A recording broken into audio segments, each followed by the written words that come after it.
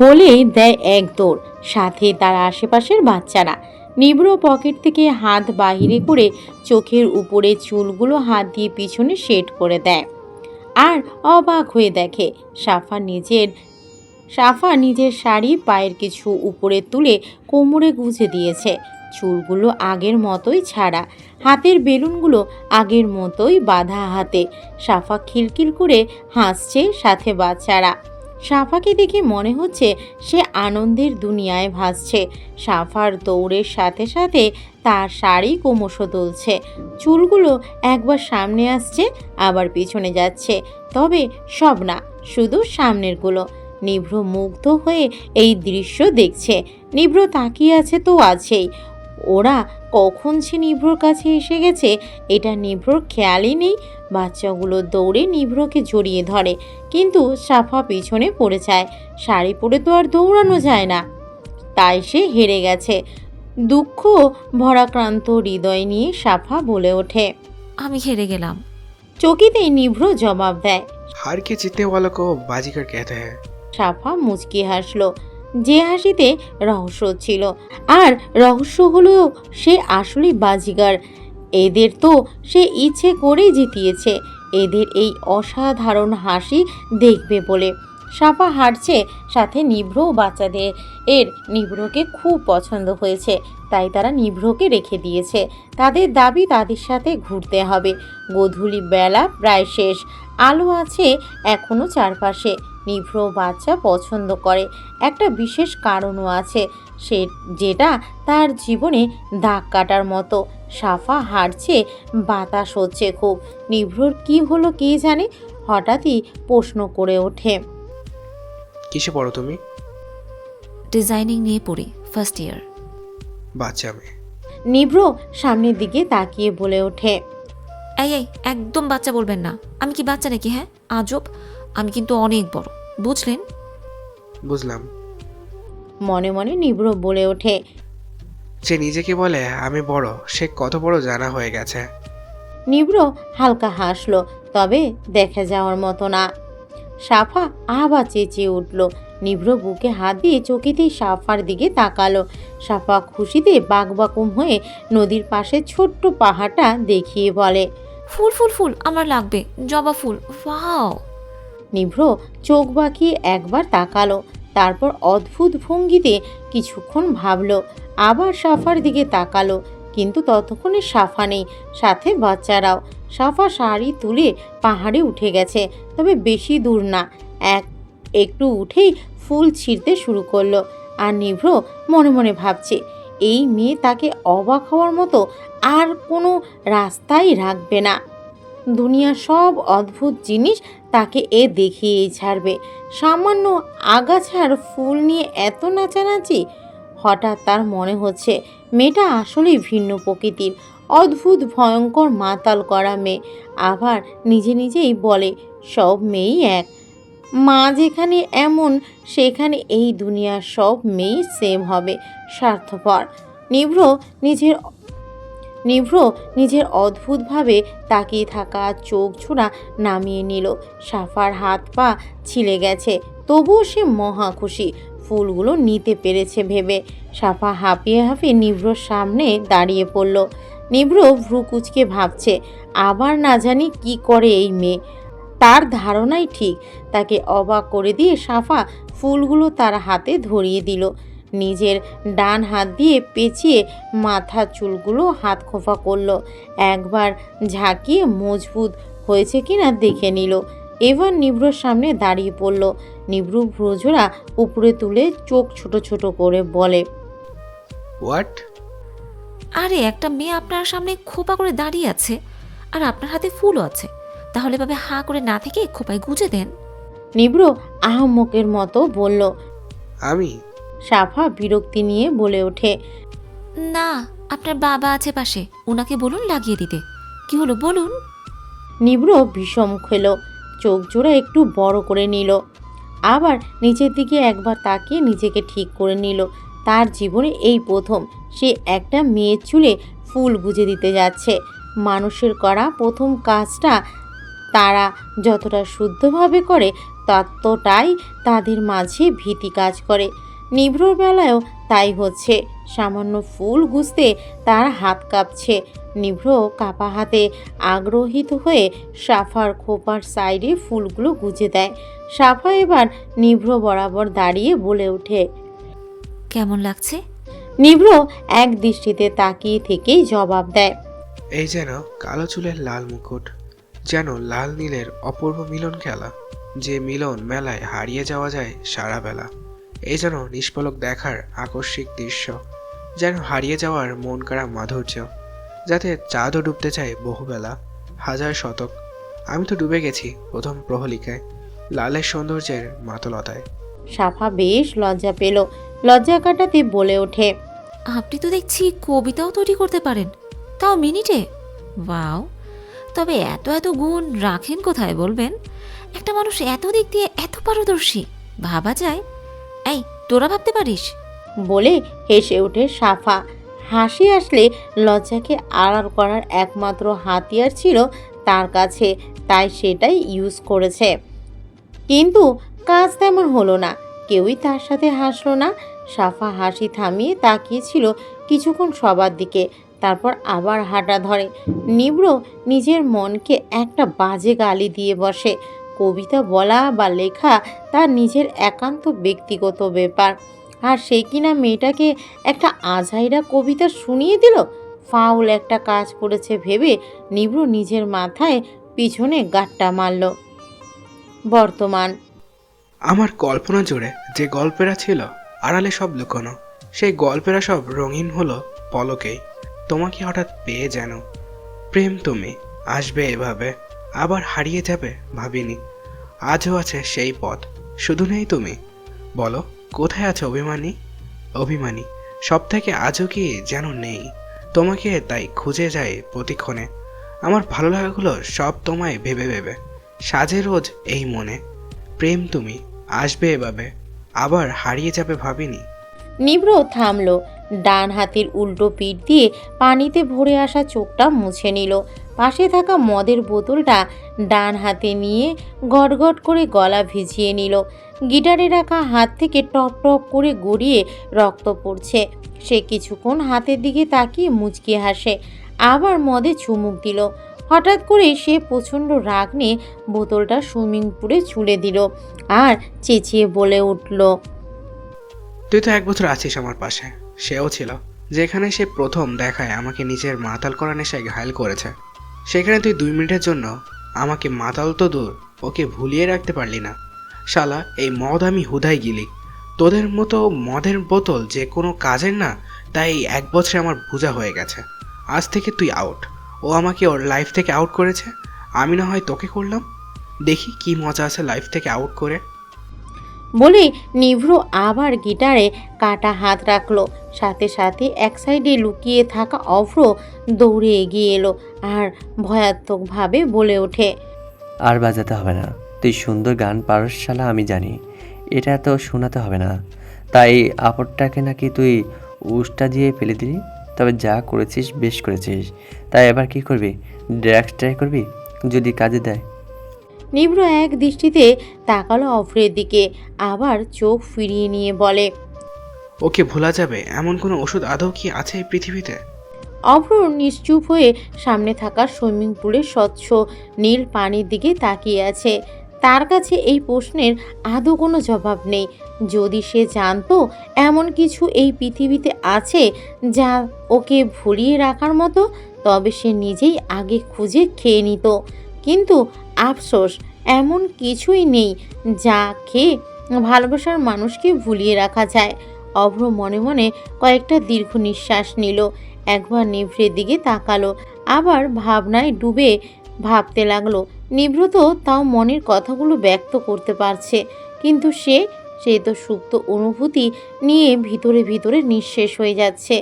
তারও তো বলতে ইচ্ছে হয়, আমিও ভুলতে চাই সেই প্রথম দেখা। কিন্তু পাশে থাকা ছেলেটার জন্য সব পারে, সে সব কষ্ট লুকাতে পারে, কারণ সে জানে এই 1 বছরে সে ভেঙেছে, কিন্তু এই ছেলেটা নিঃশেষ হয়েছে। তার মেয়েটাকে ছাড়া কষ্ট হবে, কিন্তু তার ভাই মারাই যাবে। এখনও বেঁচে আছে তাকে পাওয়ার ক্ষীণ আশায়। হয়তো একদিন না একদিন সে পাবেই। নিভ্র আবার একবার তাকালো অভ্রের দিকে, তাকিয়ে একটা তাচ্ছিলের হাসি দিল। হঠাৎ করে অভ্রকে জড়িয়ে নিল। অভ্র অবাক হলো, কিন্তু নিভ্রের চোখের পানিতে নিজের টি শার্ট ভিজাতে দেখে সেও জড়িয়ে নিল।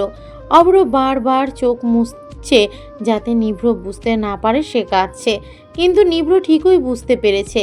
কয়েকটা দীর্ঘশ্বাস নিল গোপনে। জড়িয়ে রেখেই নিভ্র বলল, কোনো ওষুধ নেই এই পৃথিবীতে ওকে ভুলে যাবে এমন।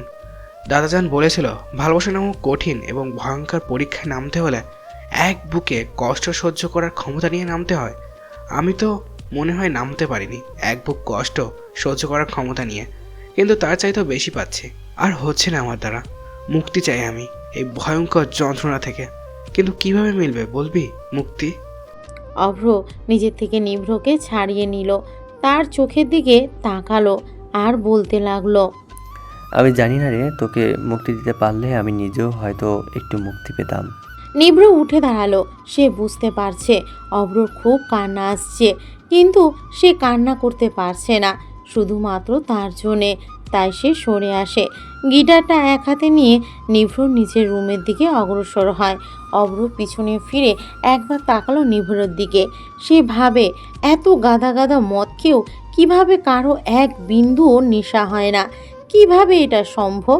নিভ্র যে মেয়েটার নেশায় পাগল হয়ে গেছে এটা সে জানে, কিন্তু তার নেশায় এতটাই ডুবেছে যে এখন পৃথিবীর কোনো নেশাই তাকে ছুঁয়েও দেখতে পারছে না। কথাটা ভেবেই অভ্র হতভম্ব। অভ্র আবার সুইমিং পুলের নীল স্বচ্ছ পানির দিকে তাকায়। পানির মাঝে থালার মতো চাঁদের প্রতিচ্ছবি দেখা যাচ্ছে।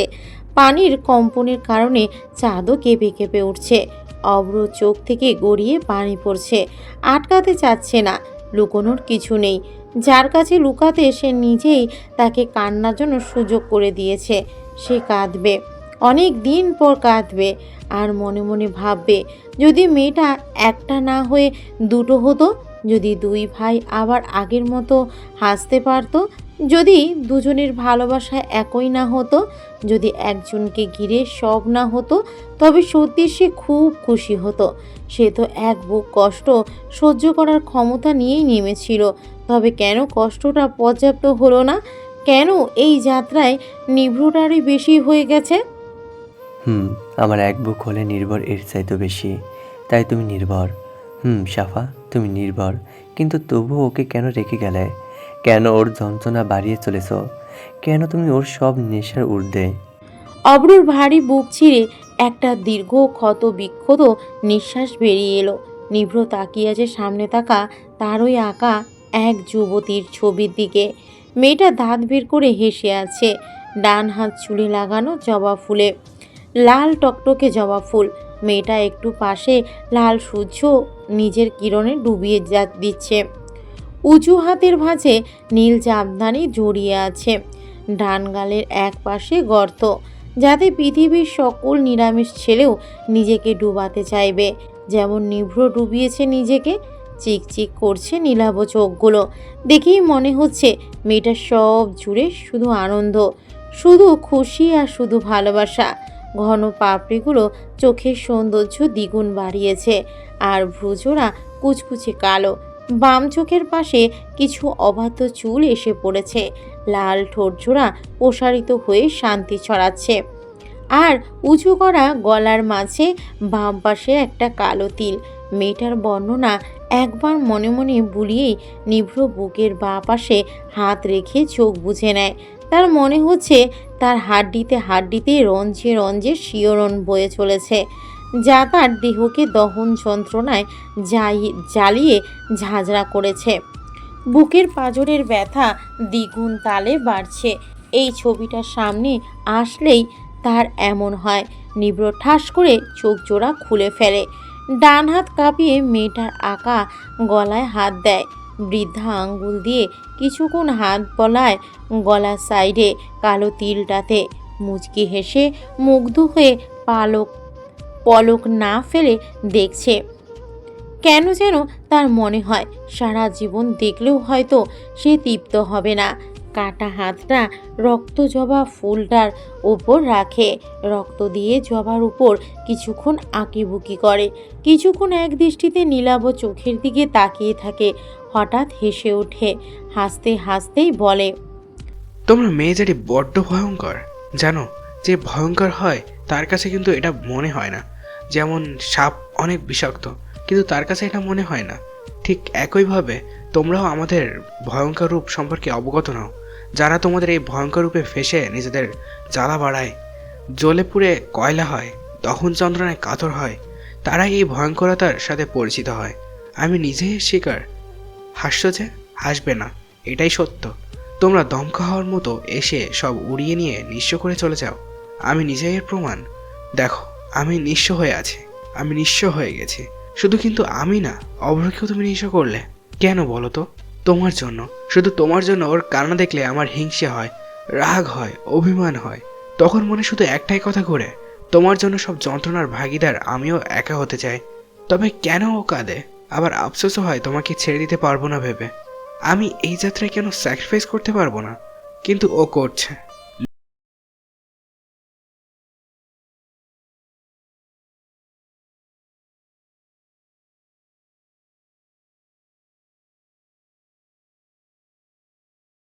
দিতে হবেই হবে। নিভ্র খাটের সাথে ঠেস দিয়ে বসে পড়ে, দৃষ্টি এখনো ছবির দিকে, প্রশ্নে ডাকা সবুজ চোখ, বুকে দহন যন্ত্রণা, ঠোঁটে ভালোবাসার প্রকাশ, পাঁজরের খোঁজ।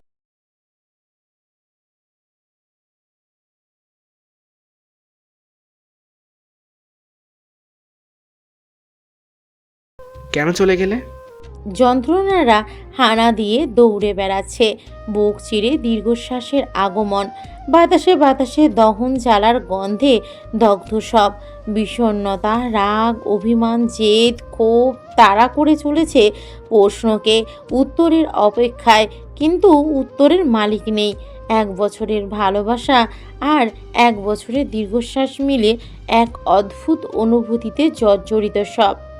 সকালের মিষ্টি রোদের আনাগোনা, সব রোদ একই রকম হয়, শুধু মানুষের মনের অবস্থা ভেদে সবার অনুভূতি ভিন্ন। ইফতেখার কফির মগ হাতে ছেলে রুমে প্রবেশ করেছে। রুমটা দেখেই দীর্ঘশ্বাস বেরিয়ে এলো। নিভ্র আজও প্রতিদিনের মতো বিছানার নিচে এলোমেলো হয়ে শুয়ে আছে। ইফতেখার এবার চোখ বুলালো রুমের চারপাশ। সারা রুম জুড়ে একজনের ছবিতে ঢাকা। কোনো ছবি অনুভূতি মিশ্রিত হাতে আঁকা, আবার কোনো ছবি ভালোবাসা দিয়ে যত্ন তোলা। নিচেও কিছু পেন্টিং এলোমেলো হয়ে পড়ে আছে। ইফতেখার কফির মগ রুমের টেবিলে রেখে দিল। নিচে বসে একটা একটা করে ছবি কুড়িয়ে নিতে লাগলো। ছবিগুলো গুছিয়ে টেবিলের উপর তুলে রাখলেন। ধীরগতিতে হাঁটুতে ভর দিয়ে ছেলের কাছে এলেন। ছেলের মাথায় হাত দিয়ে আদরে গলায় বলে, হাদর শোনা, উঠো, সকাল হয়ে গেছে। ছেলের নাড়াচাড়া না দেখে বিছানা থেকে একটা বালিশ নিয়ে ছেলের মাথার নিচে রাখতেই তার বুকে হাত লেগে যায়। নিভ্র চকিতেই উঠে বসে, লাল লাল চোখে মায়ের দিকে তাকিয়ে বলে, আম্মু, তুমি এখানে কেন? ছেলের মুখে আম্মু ডাক শুনতে তার ভালো লাগে, মনে হয় কলিজা জুড়িয়ে গেছে। কিন্তু যার জন্য এই ডাক শোনার এমন সৌভাগ্য হয়েছে, তাকে হারিয়ে সে নিজেও প্রচণ্ড কষ্টে আছে। সেখানে তার ছেলে তো মেয়েটাকে জীবন দিয়ে ভালোবেসেছে। সে যে কিভাবে এখনও টিকে আছে, এটা ভেবেও একটা দীর্ঘশ্বাস বেরিয়ে এলো ইফতেখারের। মেয়েটা যা করেছে তার জন্য সামনে পেলে ঠাটিয়ে 2টা চড় বসিয়ে দিবে সে। আর তার এক হাতের সাথে নিজের ছেলের এক হাত হ্যান্ডকাপ দিয়ে বা লোহার শিকল দিয়ে বেঁধে দিবে। তখন দেখবে কোথায় যায় এ মেয়ে। নিভ্রর মায়ের দিকে তাকিয়ে তাকে জড়িয়ে ধরে, রি করে তার কান্নার শব্দ ভেসে আসে। ইফতেখার ছেলের কান্না দেখে যেন সহ্য ক্ষমতা হারিয়ে ফেলেছে। রাগী গলায় বলে ওঠে, কান্না করার মানে কি আদর? আর কত কান্না করবা ওই মেয়ের জন্য, যে কি না তোমার ফিলিংস জানার পরেও তোমাকে ছেড়ে চলে গেছে। আর কাঁদবা না, আমারও কষ্ট হয় তো। আম্মু, ওই তো তোমাকে নতুন করে ভালোবাসতে শিখিয়েছে, জীবনের সবচাইতে বেস্ট ফিলিংসগুলোর সাথে পরিচয় করিয়েছে। আমার জীবনে বেস্ট একটা বছর দিয়েছে ও আমাকে, ভালোবাসতে শিখিয়েছে। ওকে কিভাবে ভুলি বলো? হচ্ছে না আমার দ্বারা, আর জাস্ট পারছি না।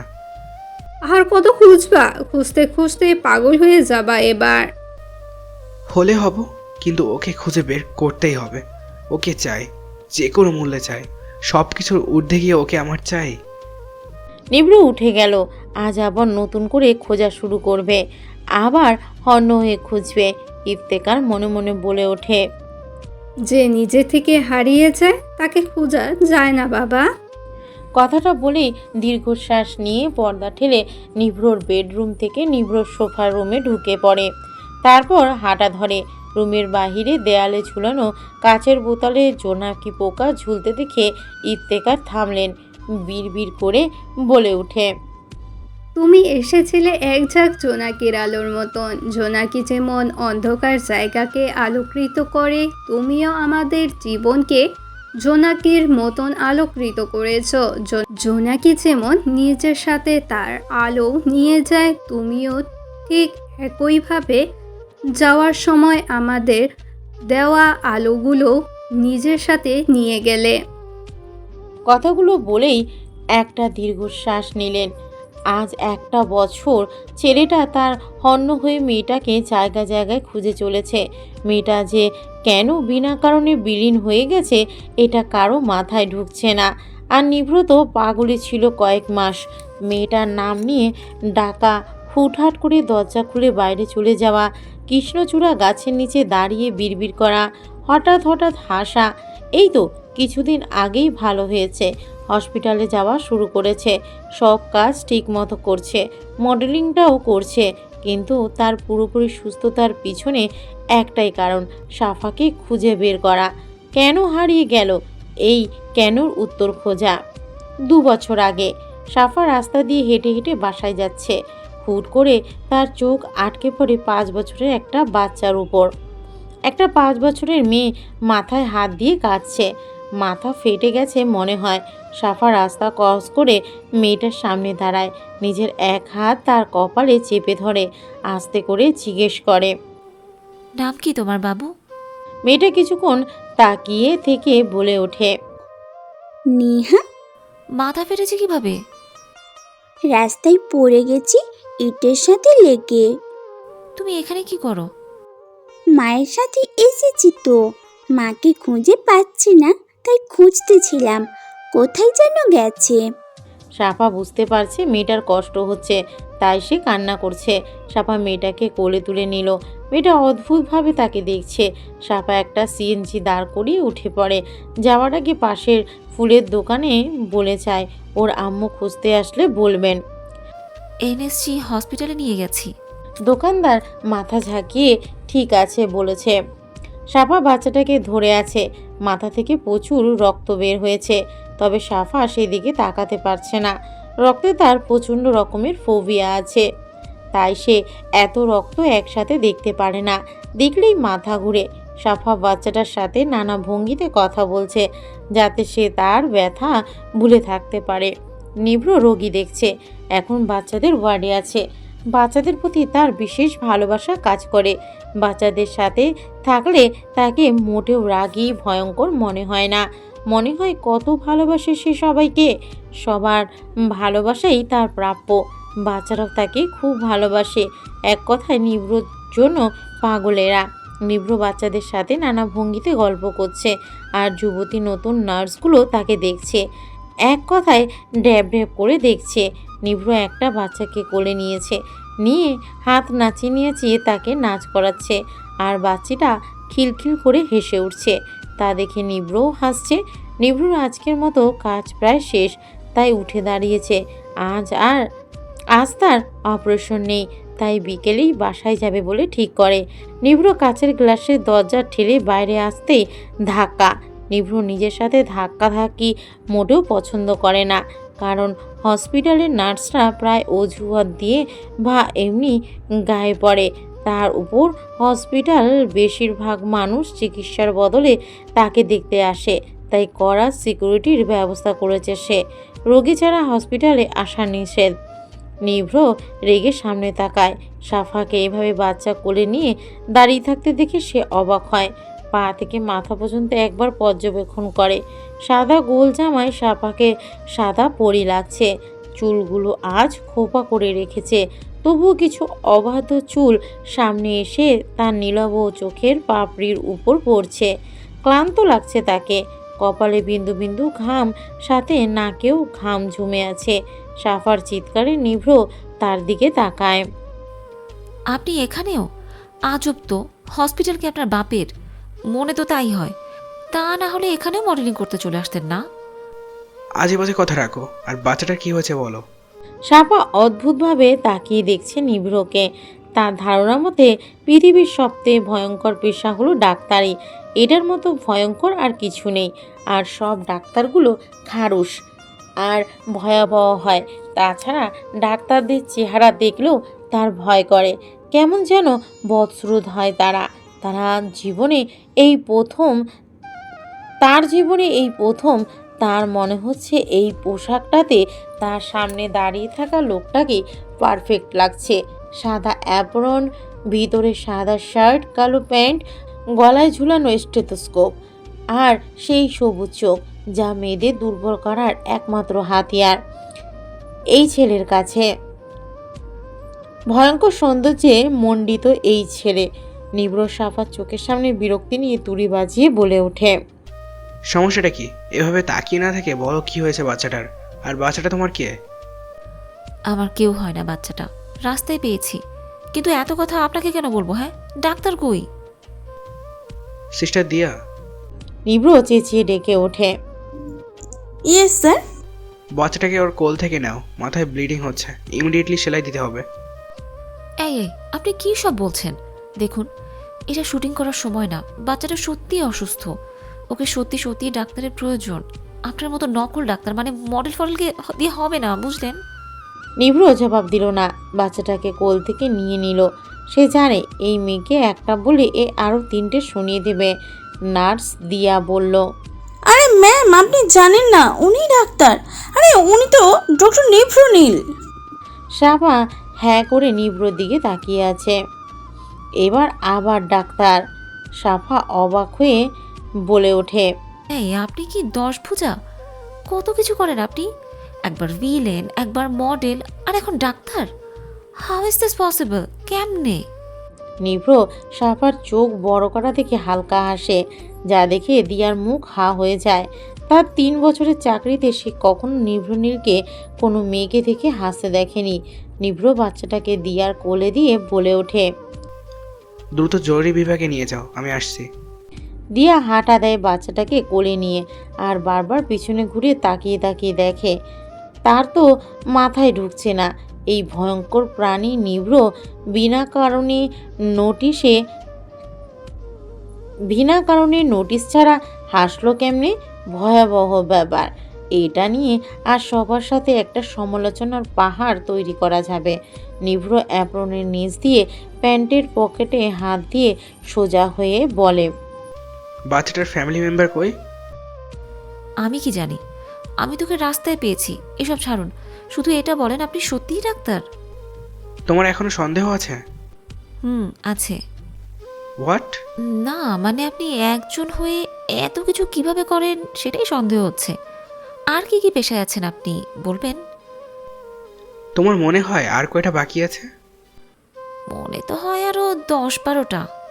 নিভ্র আবার মুখ টেপে হাসলো, তারপর পিছনে ঘুরে বলে, আর নেই।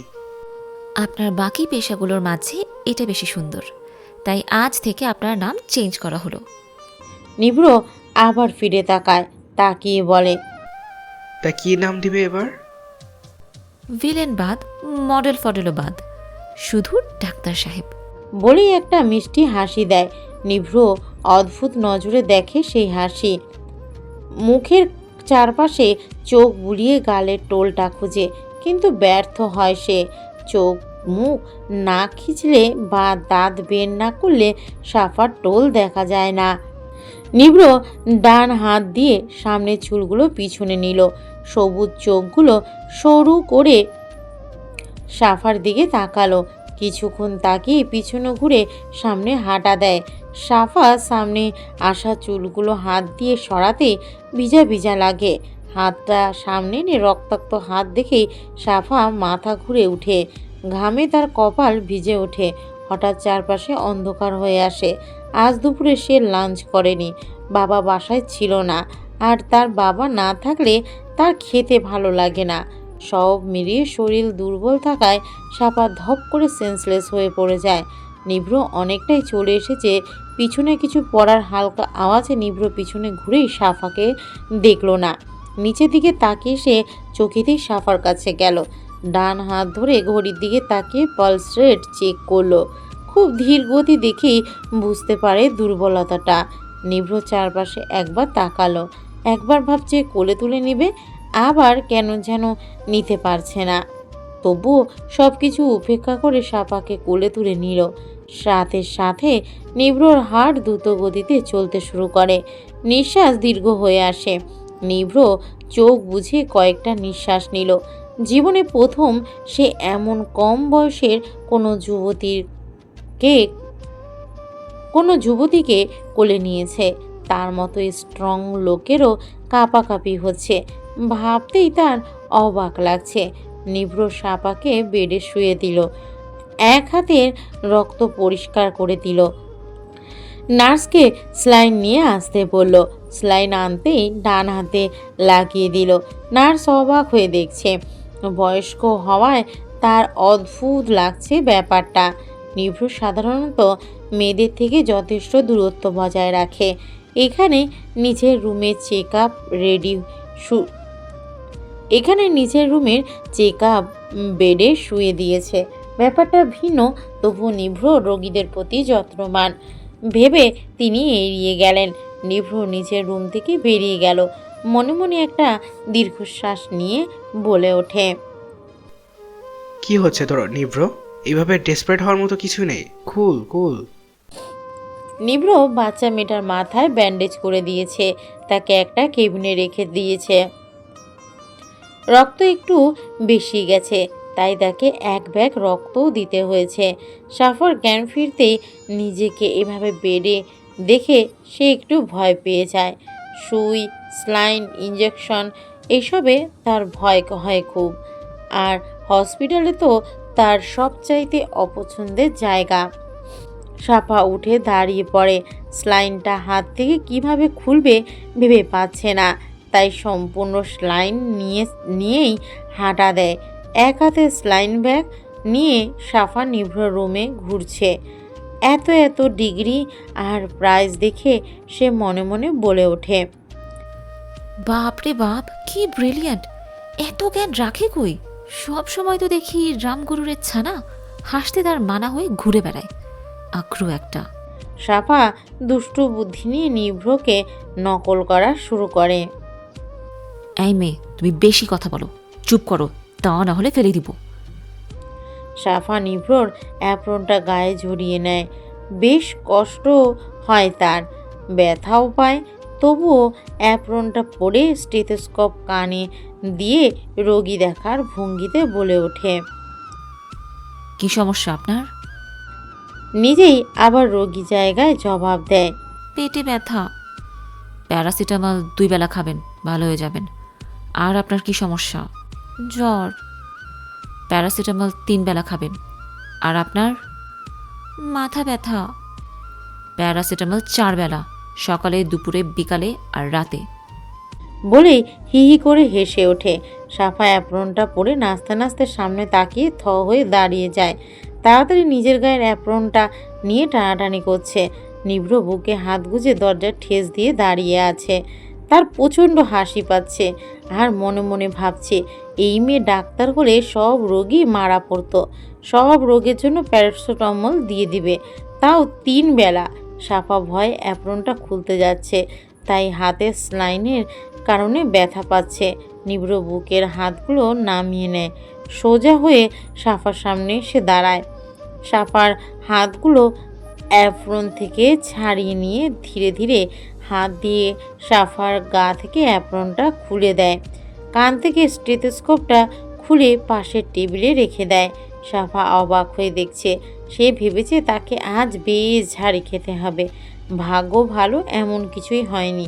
নিভ্র এবার সরু চোখে তাকিয়ে বলে, প্যারাসিটামল যদি সব রোগের ওষুধ হয় তবে আমাদের মতো ডাক্তারের প্রয়োজন ছিল না।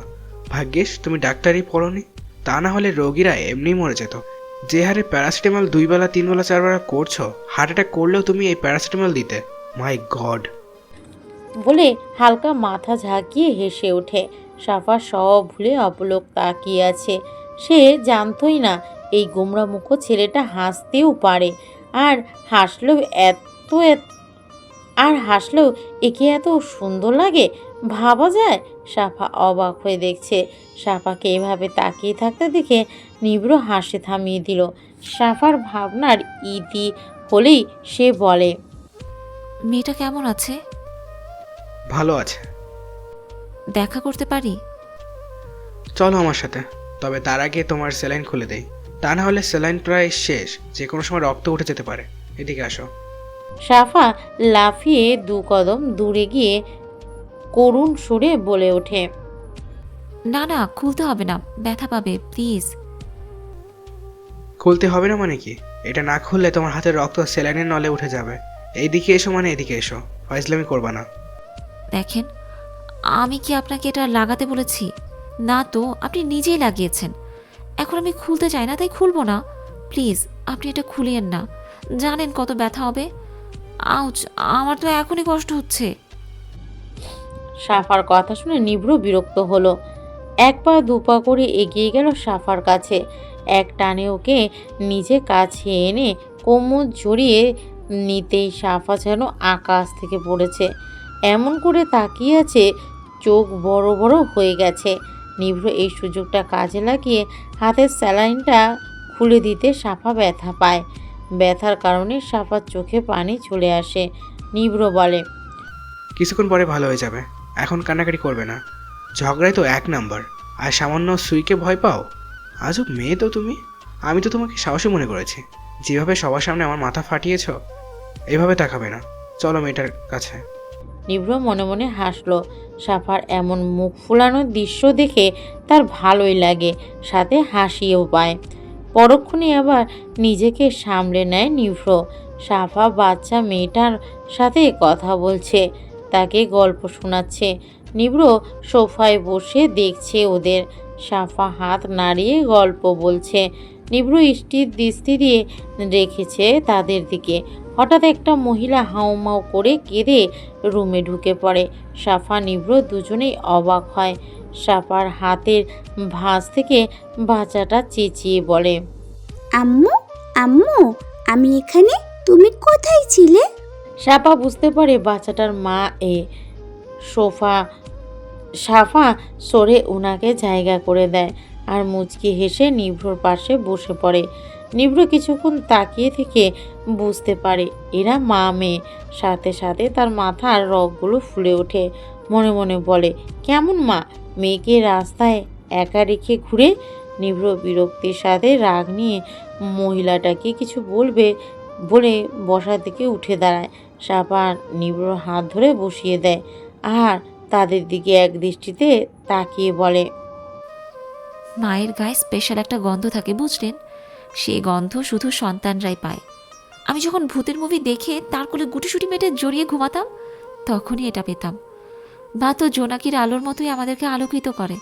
দেখেন, বাচ্চাটা এতক্ষণ চুপ করেছিল, কিন্তু মাকে পেয়ে সে ব্যথা ভুলে তার সাথে কেমন হেসে হেসে কথা বলছে, কত খুশি দেখাচ্ছে। মাকে জড়িয়ে গায়ের ঘ্রাণ নিচ্ছে। নিভ্র সাফার দিকে তাকিয়ে আছে। মায়ের সম্পর্কে বলা কথাগুলো তার কলিজা ছুঁয়ে ছুঁয়ে যাচ্ছে, চোখ ভিজে আসছে। হঠাৎ পুরনো কথা মনে হতেই সে সাফার হাত ঝাড়ি দিয়ে উঠে দাঁড়ায়। বাচ্চাটাকে আর তার মাকে একবার দেখে কাচের গ্লাস ঠেলে বেরিয়ে যায়। সাফা অবাক হয়ে কিছুক্ষণ তাকিয়ে থেকে নিভ্রর পিছন ছুট লাগায়। নিভ্র সোজা নিচে চলে যায়। হসপিটালের সামনে বিশাল বাগান, ফুলের গাছে ভরপুর জায়গাটা। বাগানের পাশেই পার্কিং এরিয়া। নিভ্র বাসায় যাবে বলে সেই দিকে হাঁটা দেয়।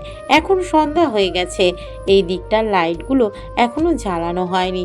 নিভ্র এগোতেই সাফা ওর হাত ধরে ফেলে, রাগি রাগি গলায় হাঁপাতে হাঁপাতে বলে, আপনি কি মানুষ বলুন তো? আমার কিন্তু সন্দেহ হচ্ছে, মনে হয় এলিয়েন টাইপের কিছু হবেন। তা না হলে এত তাড়াতাড়ি কিভাবে নিচে নেমে এলেন? তুমি হয়তো জানো না লিফট আছে হসপিটালে। আমি লিফট দিয়ে নেমেছি, আর রাত হয়ে এসেছে প্রায়। বাসায় যাও। আরে দাঁড়ান না, এই বাগানটা সুন্দর তো। এটার চাইতেও বড় কথা, ওই বাচ্চাটার সাথে দেখা না করে চলে এলেন যে। ওকে বাই তো বলে আসতে পারেন। চলুন। না, বাই বলতে হবে না, মুড নেই। আমি বাসায় যাব। আর বকবক না করে যাও এখান থেকে। সাপা গাল ফুলিয়ে দাঁড়িয়ে পড়ে। এই লোক এমন কেন?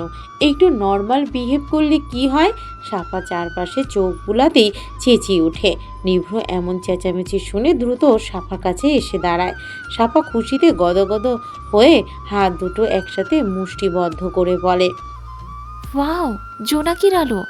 নিভ্র ঘুরে দাঁড়ালো। সামনে তাকিয়ে দেখে সারা বাগান জোনাকির আলোতে আলোকিত হয়ে আছে। নিভ্র আবার সাফার দিকে তাকালো। সাফার গায়ে এসে জোনাকি বসেছে। সাফাকে জোনাকিরা নিচের আলো দিয়ে আলোকিত করছে। হলুদ আলোয় আলোকিত নিভ্র অবাক হয়ে দেখছে। তার মনে হচ্ছে তার সাথে কিছু একটা হচ্ছে, ভয়ঙ্কর কিছু হচ্ছে। হঠাৎ সে সাপার পিছনে গিয়ে দাঁড়িয়ে পড়ে। এক হাত সাপার কোমরে রেখে আর এক হাত সাফার ডান হাতে রাখে। সাফা চমকে তাকায়, তার সারা শরীরে শিহরণ দিচ্ছে মনে হয়। সাফা ঘাড় ঘুরিয়ে তাকায়। নিভ্র ইশারায় চুপ থেকে সামনে তাকাতে বলে। সাফা চোখ সরিয়ে সামনে তাকায়। নিভ্র সাফার ডান হাতের পিঠ নিজের ডান হাতে নিয়ে তার সামনে লম্বা করে বাড়িয়ে দিল। সাথে সাথে এক ঝাঁক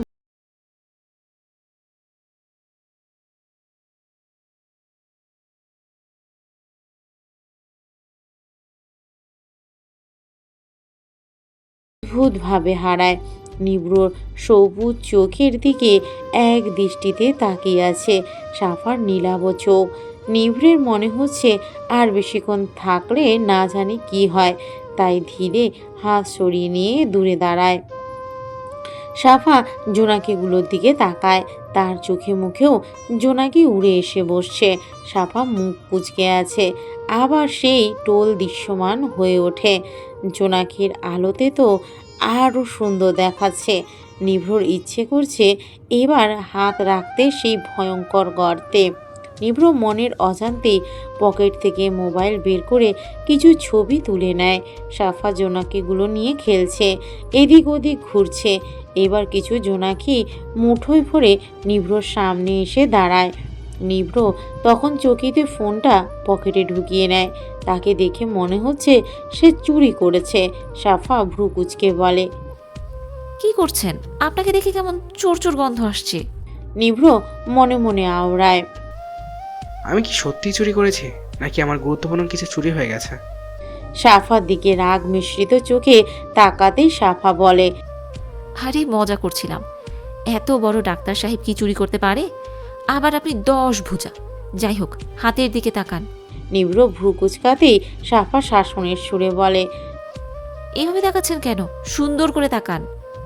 নিভ্র ভ্রু ঠিক করে তাকাতে সাফা তার হাতের এক ঝাঁক জোনাকি ছেড়ে দেয়।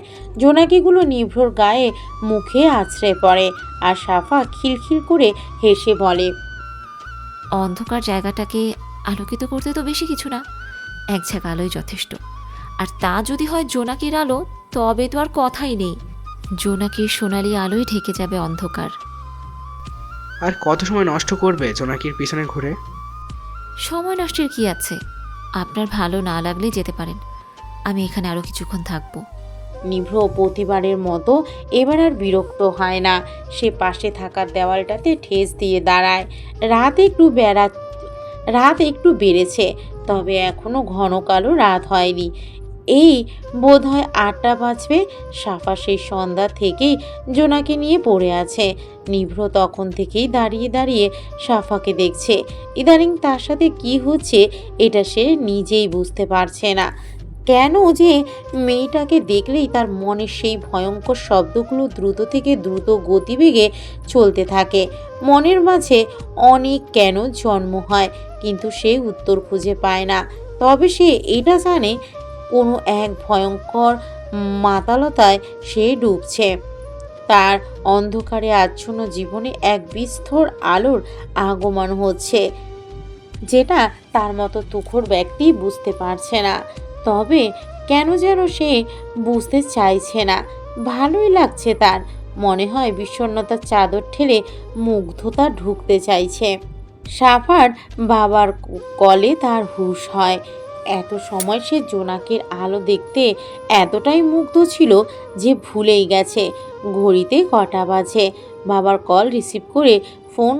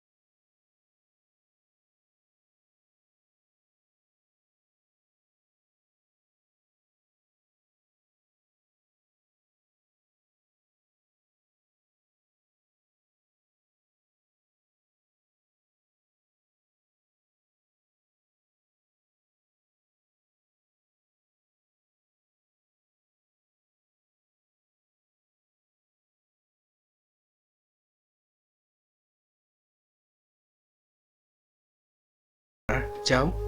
সাফা ভাবতেও পারেনি এমন করে বলবে নিভ্র। নিভ্র গাড়ির দিকে এগিয়ে যেতে সাফা দৌড়ে এসে সামনে দাঁড়িয়ে বলে, আপনি এমন কেন বলুন তো? মেয়েদের সাথে কি ওইভাবে কথা বলে বলে? তাহলে কিভাবে কথা বলে? আরে মেয়েদের সাথে সুন্দর করে কথা বলতে হয়, মন থেকে কথা বলতে হয়। সবচাইতে বড় কথা, এত পার্ট দেখে না কথা বলতে নেই, বুঝলেন? বুঝলাম। এবার তুমি কি যাবে? অবশ্যই। আমি এত রাতে একা কিভাবে যাব বলেন? আমার ভয় করে না বুঝি? আমাকে ভয় পাও না তুমি? আরে আপনাকে ভয় কেন পাবো? আমার তো আপনাকে একটুও ভয় লাগে না। উল্টো আমার মনে হয় আপনি আমাকে ভয় পান। কথাটা বলেই সাপা ভ্রু নাচাতে লাগে। নিভ্র একবার সাপার দিকে তাকিয়ে আবার চোখ নামিয়ে নেয়। গটগট করে হেঁটে গাড়িতে বসে পড়ে। বিপরীত পাশের দরজাটা খুলে দেয়। সাপা বক্সটা কোলে নিয়ে বসে পড়ে। নিভ্র গাড়ি স্টার্ট দেয়। নিভ্র গাড়ি চালাচ্ছে। সাফা বক্স ঘুরিয়ে ঘুরিয়ে জোনাকি দেখছে। কিছুক্ষণ পরে নিভ্র সাফার দিকে তাকিয়ে অবাক হয়ে যায়। সে মনে মনে ভাবে, এত তাড়াতাড়ি ঘুমিয়ে গেলে কিভাবে? নিভ্র গাড়ি থামায়। বক্সটা সাফার হাত থেকে নিয়ে গাড়ির পিছনে রাখে। ব্যাগটাও পিছনে রাখে, তা না হলে পড়ে যাবে। যত্নের সাথে সাফার উড়ন্ত ওড়নাটা ভালো করে গায়ে জড়িয়ে দেয়। জানালাটা দিয়ে হালকা বাতাস আসছে। নিভ্র অপলক সাফার দিকে তাকিয়ে আছে। সাফার মুখে উপর ছোট ছোট চুলগুলো এলোমেলো হয়ে পড়ে আছে। নিভ্র মনের বিরুদ্ধে গিয়ে সেই চুলগুলোকে তার গাল থেকে সরিয়ে দিল। কানের এক পাশে গুজে দিয়ে বিড়বিড় করে বলে, তুমি আমার কাছে আগুনের মতো। আগুন যেভাবে এসে জ্বালিয়ে দেয় তুমিও জ্বালাচ্ছ। আর আগুন চলে গেলে যেমন পোড়া কয়লার ধোঁয়া উড়ে, তুমি চলে গেলেও মনের অবস্থা তেমনই হয়। কেন? নিভ্র দীর্ঘশ্বাস নিয়ে গাড়ি চালায়। মাঝে মাঝে আর চোখে সাফাকে দেখে। আবার বাতাসে ওড়না উড়ে এলোমেলো হলে তা ঠিক করে দেয়। সাফার ঘরের সামনে গাড়ি থামায়। নিভ্র সাফাকে ডাকতে চাইছে না। মনের মাঝে যেন তার দুই সত্তা কাজ করছে। একটা বলছে এটা সাধারণ একটা মেয়ে, এত দরদ দেখানোর কি আছে। না চাইতেও তার প্রতি যত্ন দরদ হচ্ছে কেন, এটা নিভ্র অজানা। আর একটা বলছে এটা একটা ভয়ঙ্কর অনুভূতি যা এই মেয়েই তোমার মনে জাগিয়েছে। নিভ্র দুই সত্তাকে উপেক্ষা করে সাফাকে ডাকে। সাফা, সাফা। সাফার এমন কঠিন ঘুম দেখে নিভ্র হতবাক। এত গভীর ঘুম কিভাবে, তাও এত কম সময়? নিভ্র সাফার ওড়নাটা হালকা নাড়ায়। সাফার সাথে সাথে ধর পড়িয়ে ওঠে। নিভ্রকে দেখে কিছুক্ষণ ভাবে সে, তারপর বলে, সরি, আসলে বেশি বাতাসে আমার ঘুম চলে আসে, তাই ঘুমিয়ে গিয়েছিলাম। ইটস ওকে, যাও, তোমার বাসায় চলে এসেছে। আপনাকে ধন্যবাদ পৌঁছে দেওয়ার জন্য। তুমি আবার ধন্যবাদও দিতে পারো? এইভাবে বলেন কেন? নিভ্র জবাব দিল না। সামনের দিকে তাকায়। সাফা ঠাস করে গাড়ি থেকে বেরিয়ে ঠুস করে দরজাটা বন্ধ করে দেয়। জানালার কাছে মাথা নিয়ে বলে, আপনি কখনোই বউ খুঁজে পাবেন না, বুঝলেন? বউ যদি পেতে চান তিতা করলার মতো কথা বাদ দিয়ে না মেয়েদের সাথে কিউট করে কথা বলতে শিখেন, বুঝলেন ডাক্তার সাহেব? সাফা সোজা হেঁটে গেট দিয়ে ঢুকে যায়। নিভ্র মুচকি হেসে তাকায় আর মনে মনে বলে, সত্যি পোড়া কয়লার মতো ধোঁয়া উঠছে, কিন্তু কেন? নিভ্র নিজের বাসার সামনে গাড়ি দাঁড় করিয়ে গাড়ি থেকে নামতে যাবে এমন সময় সাফার জোনাকির বক্সটা আর তার ব্যাগটা চোখে পড়ে। নিভ্র সেগুলো হাতে নিয়ে কিছুক্ষণ ভাবে কি করবে এগুলো। তারপর এগুলো নিয়ে ঘরের দরজার সামনে দাঁড়ায়। রিং রিং কলিং বেল বাজার শব্দে রাফা কান খাড়া করে। তার দৃষ্টি এখনও টিভির দিকে। হাতে রিমোট টিপতেই আবার কলিং বেল বেজে ওঠে। রাফা কিঞ্চিত বিরক্ত হলো। এদিক ওদিক তাকিয়ে কাজের লোকগুলোকে খুঁজলো। না পেয়ে সে আরও রেগে গেল। বাসায় 5টা কাজের লোক, কিন্তু প্রয়োজনের সময় একটাও কাজে আসে না। সারা দিন এদিক ওদিক ছুটোছুটি। রাফা এক রাশ বিরক্তি নিয়ে রিমোটটা টেবিলের উপর রাখলো। বড় বড় পা ফেলে দরজার সামনে দাঁড়ালো। পিতলের কাজ খজ্জিত বিশাল দরজা। রাফা দরজার হ্যান্ডেল দুটিতে হাত রেখে টান টেনে খুলল। সামনের ব্যক্তিকে দেখে তার এত বিরক্তি আর রাগ নিমেষেই উধাও হয়ে গেল। নিভ্র কানে ফোন নিয়ে কথা বলছে আর এক হাতে সাফার জিনিসগুলো। রাফা অবাক হলো। নিভ্রর প্রতি তার যে আলাদা ফিলিংস আছে তা ভাই বোনের মতোই। আসল কথা, নিভ্র ভাইয়াকে রাফার খুব অদ্ভুত লাগে। তার সব সময়কার ইচ্ছে সে নিভ্রর সাথে 2 কাপ কফি হাতে বারান্দায় গল্পগুজব করবে আর নিভ্র ভাইয়া উচ্চ শব্দে হেসে উঠবে। কিন্তু নিভ্র তেমন না। সে সবসময় এত গম্ভীর কেন হয়ে থাকে এটা তার জানা নেই। তবে তার নিভ্র ভাইয়াকে দারুণ লাগে। বান্ধবীরা যখন ডায়েরির ভাঁজে তার ভাইয়ার ছবি লুকিয়ে রাখে আর মাঝে মাঝে উকি ঝুঁকি দিয়ে দেখে, তখন তো তার আরও ভালো লাগে। সবাই কিছুক্ষণ পরপর তার ভাইয়ার সম্পর্কে জানতে চায় আর সে মুড নিয়ে বলে, এখন অত সময় নেই, আর ভাইয়া ইদানিং কাজে বিজি থাকে, তাই তার সাথে তেমন গল্প করা হয় না। যদিও নিভ্রর সাথে তার মোটেও গল্প করা হয় না, তবুও সবাইকে ইনিয়ে বিনিয়ে কত কথা যে সে বানিয়ে বলে তার কোনো ইয়াত্তা নেই। নিভ্র এক বুড়ো তুলে বলে ওঠে, হা করে কি তাকিয়ে দেখছো? দরজার সামনে থেকে সরো, আমি ভেতরে যাব। রাফা নিজের ভাবনার সুতো ছিঁড়ে একপাশে হয়ে দাঁড়িয়ে পড়ে। নিভ্র ঢুকতে ঢুকতে বলে ওঠে, একটা গরম হট কফি পাঠাতে বল। রাফা দৌড়ে রান্নাঘরে গিয়ে কফি পাঠাতে বলে নিভ্রর রুমে। নিভ্র নিজের অ্যাপ্রনটা সোফায় মেলে দিয়ে জিনিসগুলো বেডরুমের চেয়ারের উপর রাখতেই তার মনে হচ্ছে তার রুমে কেউ আছে। সাথে সাথে তার মেজাজ বকে যায় রাগে চোখে এদিক ওদিক তাকায়। তারপর সে তার বিছানার দিকে তাকাতেই তার রাগ নুনে যায়। বিছানার লোকটি বলে ওঠে, হাই চ্যাম্পু, এদিকে এসো। নিভ্র মুখে হাসির রেখা টেনে তার পাশে বসে পড়ে। মুখে বলে ওঠে, তা দাদাজান কি মনে করে আমার রুমে এলেন? জরুরি একটা কথা ছিল। বলেন। তোমার ওই দিনে আটককারীকে আমি জানতে চাই, কার এত বড় সাহস আমার নাতি নিখোঁজ নিলে মাথায় আঘাত করে কার? নিভ্র এবার চিন্তায় মগ্ন হয়। তার মনে পড়ে যায় সাফার কথা। একবার চোখের পাতা ফেলতেই তার চোখে সাফার প্রতিবিম্ব ফুটে ওঠে। সাথে সাথে সে আবার চোখ খুলে তাকায়। আবার কি ভেবে বাঁকা হাসে। সে মনে করেছিল মেয়েটা ভয়ঙ্কর সাহসী, তবে কিন্তু তাকে ভুল প্রমাণ করেছে সাফা। যে মেয়েগুলির শব্দেই হকচকিয়ে যায়, সুইকে ভয় পায়, কানে হাত দিয়ে চোখ বুজে থাকে, আবার তো রক্ত দেখে কাঁপাকাঁপি করে সেন্সলেস হয়ে যায়, সে আর যাই হোক সাহসী হতে পারে না। তবে নিভ্রুকে কেন যেন সে ভয় পায় না। এই কেন তার জানা নেই।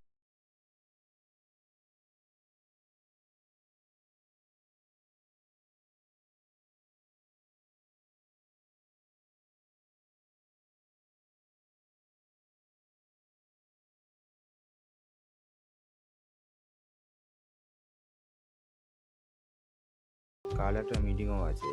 তোমার চাচাকে যেতে বলেছি, কিন্তু সে যাবে না, আমাকে যেতে হবে। আমি কি ভাবি দাদুভাই পরের ইলেকশনে তোমার দাঁড় করাবো। তুমি এমনই সেলিব্রিটি, আবার নেতা হিসেবেও ভালো। আর ডাক্তারি পেশা কথা নাই হয় বলি, কি বলো? এত কিছু এখনো ভাবিনি। ভাবো দাদুভাই, তুমি আমার জায়গায় দাঁড়াবে। পরোটা তো রাজি হচ্ছে না। যাই হোক, ওকে ওর মতন থাকতেই দেওয়াটা উত্তম। ওকে আজ দেখলাম না যে, কোথায় গেছে? আমি কি অত সেলিব্রিটি নাকি? আর আমি 10 বোঝা না যে এক হাতে তোর মতো হাজার কাজ করব। কি বলো দাদু?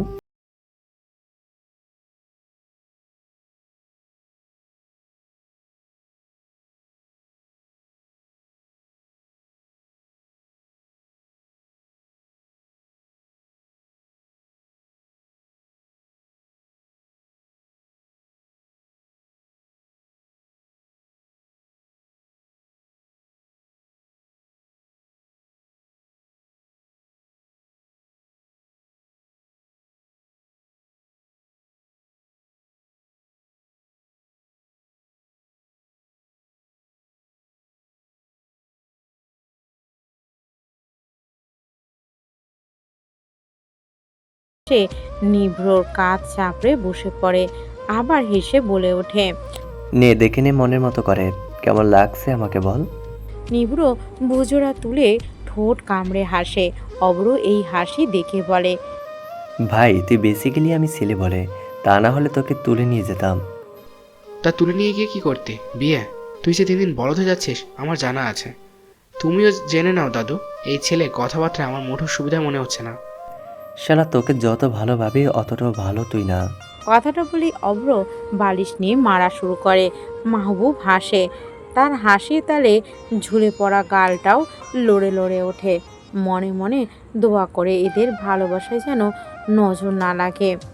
চায়ের কাপে চুমুক দিতে দিতে অভ্র নিভ্রর দিকে তাকিয়ে বলে ওঠে, ভাই যে মেয়েটা আমার কোমর ভেঙেছে না, ও আমাকে পেন কিলার দাম জিজ্ঞেস করছে, তার দামটা কত রে? নিভ্র চোখ বাঁকিয়ে তাকায়। ডান হাত দিয়ে সামনে আসা চুলগুলো সরিয়ে দিতে দিতে বলে ওঠে, মেয়েদের চক্করে পড়েছিস মনে হয়। মোটেও তেমন কিছু না, তবে মেয়েটা একটু ভিন্ন দাজের বুঝলি। ইংলিশ নিয়ে তার ভয়ঙ্কর অবজেকশন, কি বলে সবই অদ্ভুত। বলে হেসে ওঠে অভ্র। নিভ্র কিছুক্ষণ তাকিয়ে থেকে ভাবনায় ডুব দেয়। সাফ হাউসে তাকে 5 টাকা দিতে চেয়েছে, কথাটা ভেবে সে মৃদু ঠোঁট বাঁকায়। মুগ্ধ হয়ে সে চোখ বুজে সাফার কানে হাত দিয়ে চোখ বুজে দৃশ্যটা দেখে নেয়। জোনাকির আলোতে চকচক করা সেই মুখ আর সেই টোল পড়া হাসি। চোখ বুজেই হাসে নিভ্র। এবার সে কিছুক্ষণ চোখ বুজেই ছিল। ভালোই লাগছে তার, কেমন যেন স্নিগ্ধ অনুভূতি কাজ করছে। অভ্র নিজের ফোনটা পকেট থেকে বের করে ফোনটা অন করলো।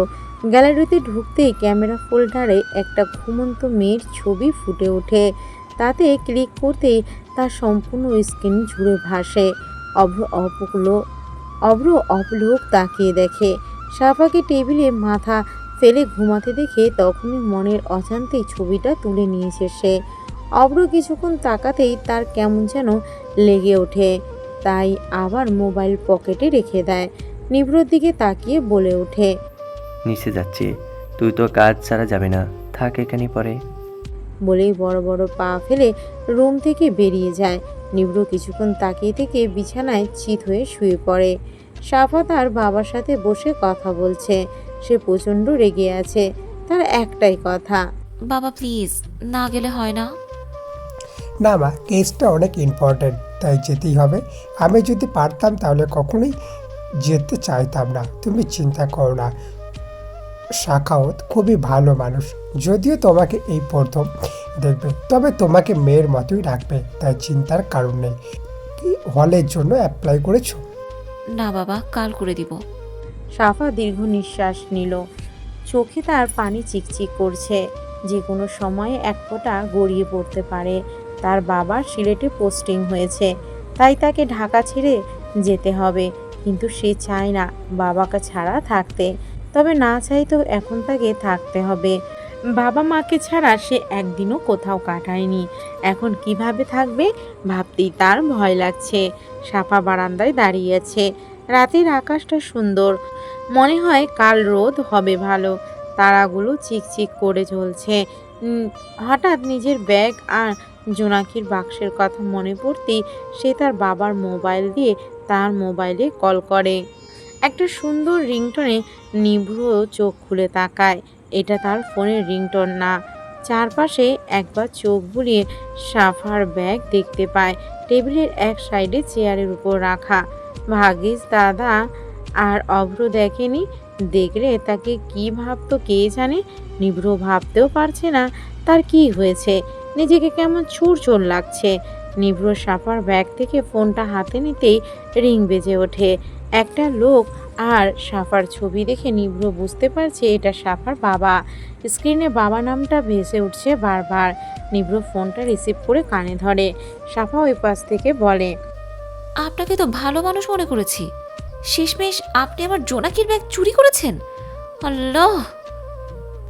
ফালতু কথা রাখো। একে তো মরার মতো ঘুমিয়েছিলে, তার উপর এইসব আমার গাড়িতে রেখে দিয়েছো। তাই ফালতু কথা রাখো, আমার হসপিটালে এসে এগুলো নিয়ে যাবে। তোমার এইসব জিনিসে আমার বিন্দুমাত্র ইন্টারেস্ট নেই। সো ফালতু বকবক বন্ধ করো, আর এখন রাখো। নিভ্র কল কেটে দিয়ে বুকে হাত দেয়। মেয়েটার ভয়েস শুনলেও তার বুক ধক ধক করে সাউন্ড করে, দম আটকে আসে। সাফার ব্যাগে একটা সাদা রুমাল দেখতে পায় নিভ্র। হাত বাড়িয়ে রুমালটা নেয়। সে জানে একজনের অনুমতি ছাড়া তার ব্যাগে হাত দেওয়া উচিত না, তবুও সে রুমালটা নিল। রুমালটা নাকে ধরতে একটা মিষ্টি ঘ্রাণ নাকে আসে। নিভ্র যেন মুহূর্তে অদ্ভুত অনুভূতি হয়, শরীর যেন শিহরতে হচ্ছে। সাফা হাবার মতো তাকিয়ে আছে মোবাইলের দিকে। কি অদ্ভুত লোক! সাফা বিস্তর মাঠে খালি পায়ে হাঁটছে। পায়ের নিচে সবুজ ঘাস, পরনে তার সবুজ জামদানি, হাত ভর্তি সবুজ কাচের চুড়ি। ঝুমুর ঝুমুর শব্দ হচ্ছে সেই চুড়ির থেকে। সেই শব্দগুলো খোলা মাঠে বাতাসের সাথে ঘুরে বেড়াচ্ছে। হু হু বাতাস বইছে, চারপাশের গাছপালাগুলো দুলছে, হালকা বৃষ্টি পড়ছে। সাফার লম্বা চুলগুলো খোলা, বাতাসে দুলছে বাম ডান। বিশাল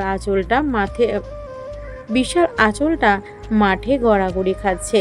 চোখ ভরা কাজল, ঠোঁট ছুঁয়ে আছে হাসি। গালের একপাশে সেই সুন্দর টোলটাও মুখে পড়ে আছে। ঘন পাপড়িতে পানির ফোঁটা জমা হচ্ছে শিশির কণার মতো। সাফা চোখ ঝাপটানিতে শিশির কণা গাল ছুঁয়ে পড়ছে। হঠাৎ নিভ্রর সামনে এসে দাঁড়ায়, হাতগুলো পিছনে। মনে হচ্ছে কিছু একটা আছে। সন্ধ্যাবেলা, নিভ্রর মুখ তবুও উজ্জ্বল দেখা যাচ্ছে। ঠোঁট জোড়া প্রসারিত করে হাসছে। সাফা চকিতেই প্রশ্ন করে, এখানে কেন আপনি? আর হাতে কি? নিভ্র আবারও হাসলো। সাফা চোখ মুখ কুঁচকে তাকালো। নিভ্র সাফাকে অবাক করে তার টোলটাতে একটা চুমু খেলো। সাফা বেকল হয়ে দাঁড়িয়ে যায়। নিভ্র আবার হেসে হাত পিছন থেকে এনে একটা কাচের বক্স বের করে, আর বক্সটাতে জোনাকিতে ভরা। সাফা অবাক হয়ে তাকিয়ে থাকে। নিভ্র বক্সটা নিচে রেখে সাফার হাত টেনে তাকে বসিয়ে দেয় সামনে, আর ওর এক হাত দিয়ে বক্সটা খুলে দেয়। সাথে সাথে জোনাকিগুলো উড়ে এসে সাফার হাতে গায়ে বসছে।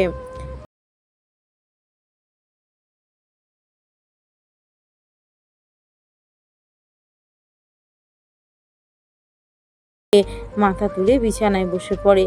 তার সারা শরীর ঘামে তার সারা শরীর ঘেমে একাকার। বুকে হাত দিয়ে সে জোরে জোরে নিঃশ্বাস নেয়। দু হাতে চুলগুলো পিছনে নিয়ে টেনে ধরে রাখে। ডান হাত দিয়ে চোখ মুখ মুছতে শুরু করে। সে ভাবতে পারছে না সে কিভাবে এমন অদ্ভুত একটা স্বপ্ন দেখছে। স্বপ্নটা যেন তাকে নাড়িয়ে রেখে দিয়েছে। বুকে হাত দিয়ে বসে আছে নিভ্র। বুকটা তার ধুকপুক করে কাঁপছে, ধক ধক শব্দ করছে। নিভ্র কিছুতেই নিজেকে শান্ত করতে পারছে না। আপনার কফি। কারো মিষ্টি কণ্ঠে নিভ্র চকিতেই তার দিকে তাকায়, অবাক হয়ে বলে, তুমি আমার রুমে কিভাবে এলে? এমন একটা ভাব করছেন যেন আমি হাঁটতেই পারি না। পা যখন আছে তাহলে আমি হেঁটে আসতেই পারি, বুঝলেন? সাফা, কথা ঘোরাবে না। একবার স্বপ্নে, আবার এখন আমার রুমে এসে ডিস্টার্ব করছো, মানে কি এসবের? কেন বুঝেন না মানে কি? আর আপনি স্বপ্নেও আমাকে দেখেন নাকি? তাহলে তো আপনি আমার প্রেমে পড়ে গেছেন। নিভ্র চোখ লাল করে তাকালো, রাগে চিৎকার করে বলে, এই পাগল মেয়ে, যাও এখান থেকে। আমি নিভ্র নীল, কারো প্রেমে পড়তে পারি না, বুঝলে? আর মেয়ে জাতির তো ভুলেও না। তাই নাকি? তাহলে আপনি কি ছেলে জাতির সাথে প্রেম করবেন বলে ঠিক করেছেন নাকি? মানে গে ছি। বলেই হুহা করে হেসে ওঠে। নিভ্র যেন নিজেকে কন্ট্রোল করতে পারছে না। সে রেগে যাচ্ছে। এই মেয়েকে এখন তার কি যে করতে ইচ্ছে করছে সে বলে বোঝাতে পারছে না। নিভ্র রেগে গায়ের চাদরটা পাশে ছুঁড়ে দিল। বাম হাত দিয়ে কফির মগটা ধাক্কা দিয়ে ফ্লোরে ফেলে দিল। ঠাস করে একটা শব্দ হলো। সাথে সাথে নিভ্রর কানে রহমত চাচার চাপা চিৎকার ভেসে আসে। উনি চেঁচিয়ে উঠে, কি করছেন বাবা? আপনার কি হয়েছে? আপনার কি অসুখ করেছে? এমন কইরা কথা কোন কিল্লায়? আমি বাড়ির বেকারে ডাকি আনি। আপনার শরীরটা মনে হয় না ভালো। নিভ্র ভূত দেখার মতো করে তাকায়। সে ভাবতেই পারছে না সাফা কই গেল। সে চারিদিকে উকি ঝুঁকি দিচ্ছে বারবার। সাফাকে খুঁজে চলছে। তার স্পষ্ট মনে আছে সেইখানে কফির মগ হাতে সাফাকে দেখেছে। তবে সাফা গেল কই? কালকে হসপিটাল থেকে এসেই সে বিছানায় গা এলিয়ে দিয়েছে। তারপর থেকে সাফাকে চোখের সামনে দেখছে। আর সকালে তো তার স্পষ্ট মনে আছে সাফা তার রুমে এসেছে, তাকে উল্টাপাল্টা কথা শোনাচ্ছিল। তাহলে গেল কই? আর রহমত চাচা কখন এলো? নিভ্র বিস্মিত চোখে রহমত চাচার দিকে তাকায়, কঠিন স্বরে বলে, চাচা, এখানে কিছুক্ষণ আগে একটা মেয়ে ছিল না? রহমত চাচা হতভম্ব হয়ে তাকায় নিভ্রর দিকে, তারপর জবাব দেয়, না তো নিব্র বাবা, আমি আসছি আপনার রুমে প্রথমে, আর এসেই দেখি আপনি আমারে কি কি যেন কইতেছেন। পাগল মাইয়া আরো কি কি যেন। কি হয়েছে বাবা নিব্র? নিভ্র জবাব দিল না। সামনে আসা চুলগুলো দুই হাতে পিছনে টেনে ধরলো। সে নিজেই বুঝতে পারছে না তার সাথে কি হচ্ছে। নিভ্র কিছুক্ষণ দীর্ঘশ্বাস নিল, তারপর শান্ত দৃষ্টিতে তাকালো রহমতের দিকে। সে এখনো ভয়ঙ্করভাবে তাকায় আছে নিভ্রর দিকে। নিভ্র ঠান্ডা গলায় বলে, চাচা, আপনি এখন যান। আর আমি যাই বলি থাকি না কেন, কাউকে বলার প্রয়োজন নেই। এখন আপনি আসতে পারেন। রহমত কাজগুলো তুলে নিয়ে হাঁটা ধরে। নিবিড় ঘরের বাইরে আসতেই সে একবার পিছনে ঘুরে তাকায়, আবার হাঁটা দেয়। সিঁড়ির কাছে আসতেই বেসামালভাবে অভ্রর সাথে ধাক্কা লাগে তার। অভ্র অবাক হয়ে বলে, চাচা, তোমার কি হয়েছে? এভাবে এলোমেলো হয়ে হাঁটছো কেন? আর এত তাড়াহুড়ো করে নামছো কেন? রহমত চাচা মনে জোশ পেয়েছে, এমন একটা শ্বাস নেই বলে। আরে অভ্র বাবা আর কইয়েন না, নিভ্র বাবারে মনে হয় ভূতি ধরছে বুঝলেন। কেমন কেমন যেন করতাছে। কিছুক্ষণ আগে আমারে এক মাইয়া ভাইবা কি কি যেন কইছে, আবার কাপডা আছাড় দিচ্ছে। বুঝতাম পারতেছি না কিতা হইছে। আমি কই কি ভালা হজুর দেখান লাগবো মনে হয়। সারাদিন তো রোগী মরা মানুষগো লগে থাকে, তাই কই কি জিনে টিনে পাইছে কি না কে জানে। এসব বলছো চাচা, এই যুগে এসো এমন ফাউল কথা কিভাবে বকো তুমি? এখন আর আমরা ছোট নেই, বড় হয়ে গেছি, তাই তোমার গল্পগুলো একটু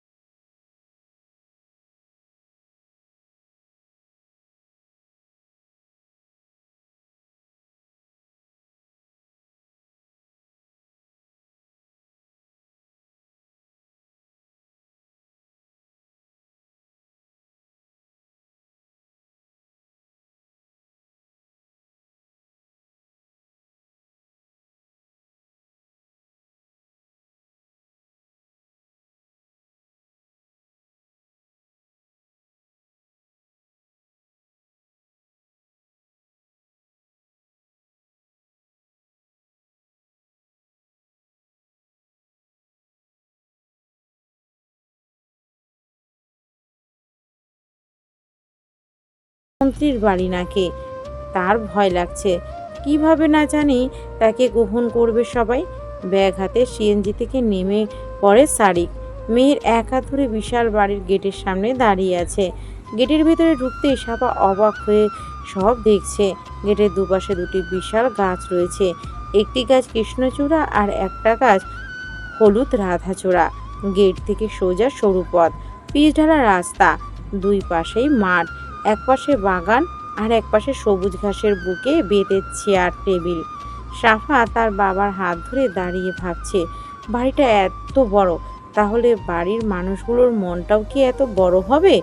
হলে হবে, না হলে নাই, তার কি? কিছুদিন পরে তো সে হল পেলেই চলে যাবে। একটু কষ্ট হবে থাকতে, একটু কষ্ট করে থাকতে হবে আর কি। নিব্র আজ হসপিটালে গেল না, তার বাবা বলেছে বাসায় থাকতে, তাই যেতে পারবে না। কফির মগ হাতে সে তার রুমের সামনের বারান্দায় দাঁড়ায়, কানে তার মোবাইল। হসপিটালের রোগীদের অবস্থা কেমন সে জানতে চাচ্ছে। হঠাৎ গেটের দিকে চোখ যেতেই সে বিরক্ত হয়। সকাল থেকেই সাফা তার স্বপ্নে সে রুমে এসে নানাভাবে বিরক্ত করছে, বুঝতেই পারছে না কি করবে। নিভ্র এবার রেগে গেল। এটা আবার তার মনের ভুল ভেবে সে রেলিং থেকে সরে এলো। মেয়েটাকে দেখলেই মনের ভিতর 460 মেগাওয়াট বিদ্যুৎ দৌড়ে বেড়ান। কিছুই বুঝতে পারছে না হচ্ছেটা কি তার সাথে। সাফা আর তার বাবা ঘরে ঢুকতেই অবাক হয়। বাড়ির প্রতিটা লোকেই প্রায় উপস্থিত। সাখাওয়াত এগিয়ে এসে শারিককে জাপটে ধরে। সাফা অবাক হয়ে দেখছে। ইফতেখার এগিয়ে এসে পড়ে। হাই, কেমন আছেন? ভালো ভাবি, ও আমার মেয়ে সাফা। সাফা এগিয়ে এসে সালাম দেয়। ইফতেখার তাকে জড়িয়ে নেয়। সাফা যেন হতভম্ব, এতটা আপন করে নিবে এটা সে ভাবতে পারেনি। সেও জড়িয়ে ধরে, মায়ের কথা মনে করে তার খুব করে। ইফতেখার গায়ে যেন সেই মায়ের গন্ধটাই পাচ্ছে। সবাই এক এক করে তার সাথে কথা বলছে। দুপুরে খেয়েই তার বাবা সিলেটের উদ্দেশ্যে রওনা হবে। সাফাকে দেখে রাফা এগিয়ে এসে বলে, সবার সাথে পরিচিত হয়েছে, কিন্তু আমার সাথে আর ভাইয়াদের সাথে এখনও হলে না যে। আচ্ছা, আগে আমি নিজের পরিচয় দিই। আমি রাফা, তোমার বড় কিন্তু অনেক, তাই রাফা আপু বলে ডাকতে পারো, আর তুমি করে ডাকবো। আর ওই যে আসছে, উনি আমার অভ্র ভাইয়া, তোমাদের ভার্সিটির টিচার। রাফার ইশারা দেখে সাফা অব্রর দিকে তাকায়। অব্র এবং সাফা দুজনেই অবাক হয়, কিন্তু সাফা মনে মনে ভয় পাচ্ছে। যদি অব্র বলে দেয় যে অব্রকেও ফেলে দিয়েছে তবে কি হবে? তাকে তো এই বাড়ির সবাই সাথে তার বাবা উড়াধুরা দিবে। কথাটা ভেবে সাফা চোখ নামায়। অভ্র অবাক হলেও তার ভালো লাগছে সাফাকে দেখে। অভ্র ওদের সামনে এগিয়ে আসে। রাফা সাফার গাল টেনে বলে, তুমি কিন্তু ভারী মিষ্টি মেয়ে, কি কিউট, একদম গোলমলু। আর চোখগুলো কি সুন্দর, নীলাভ, যেন নীল আকাশ তোমার চোখে। ইস! রাফার কথায় সাফা লজ্জা পাচ্ছে। কেউ তার এভাবে প্রশংসা করলেই তার লজ্জা পায়। যদিও সে বাইরে খুব চঞ্চল, কিন্তু বড়দের সামনে খুবই ভদ্র মেয়ে। সাফা ভয়ে আছে, কখন না জানি তার কথা অভ্র বলে দেয়। আল্লাহ মালুম। সাফা সরে আসতে চাইলে রাফা তাকে ধরে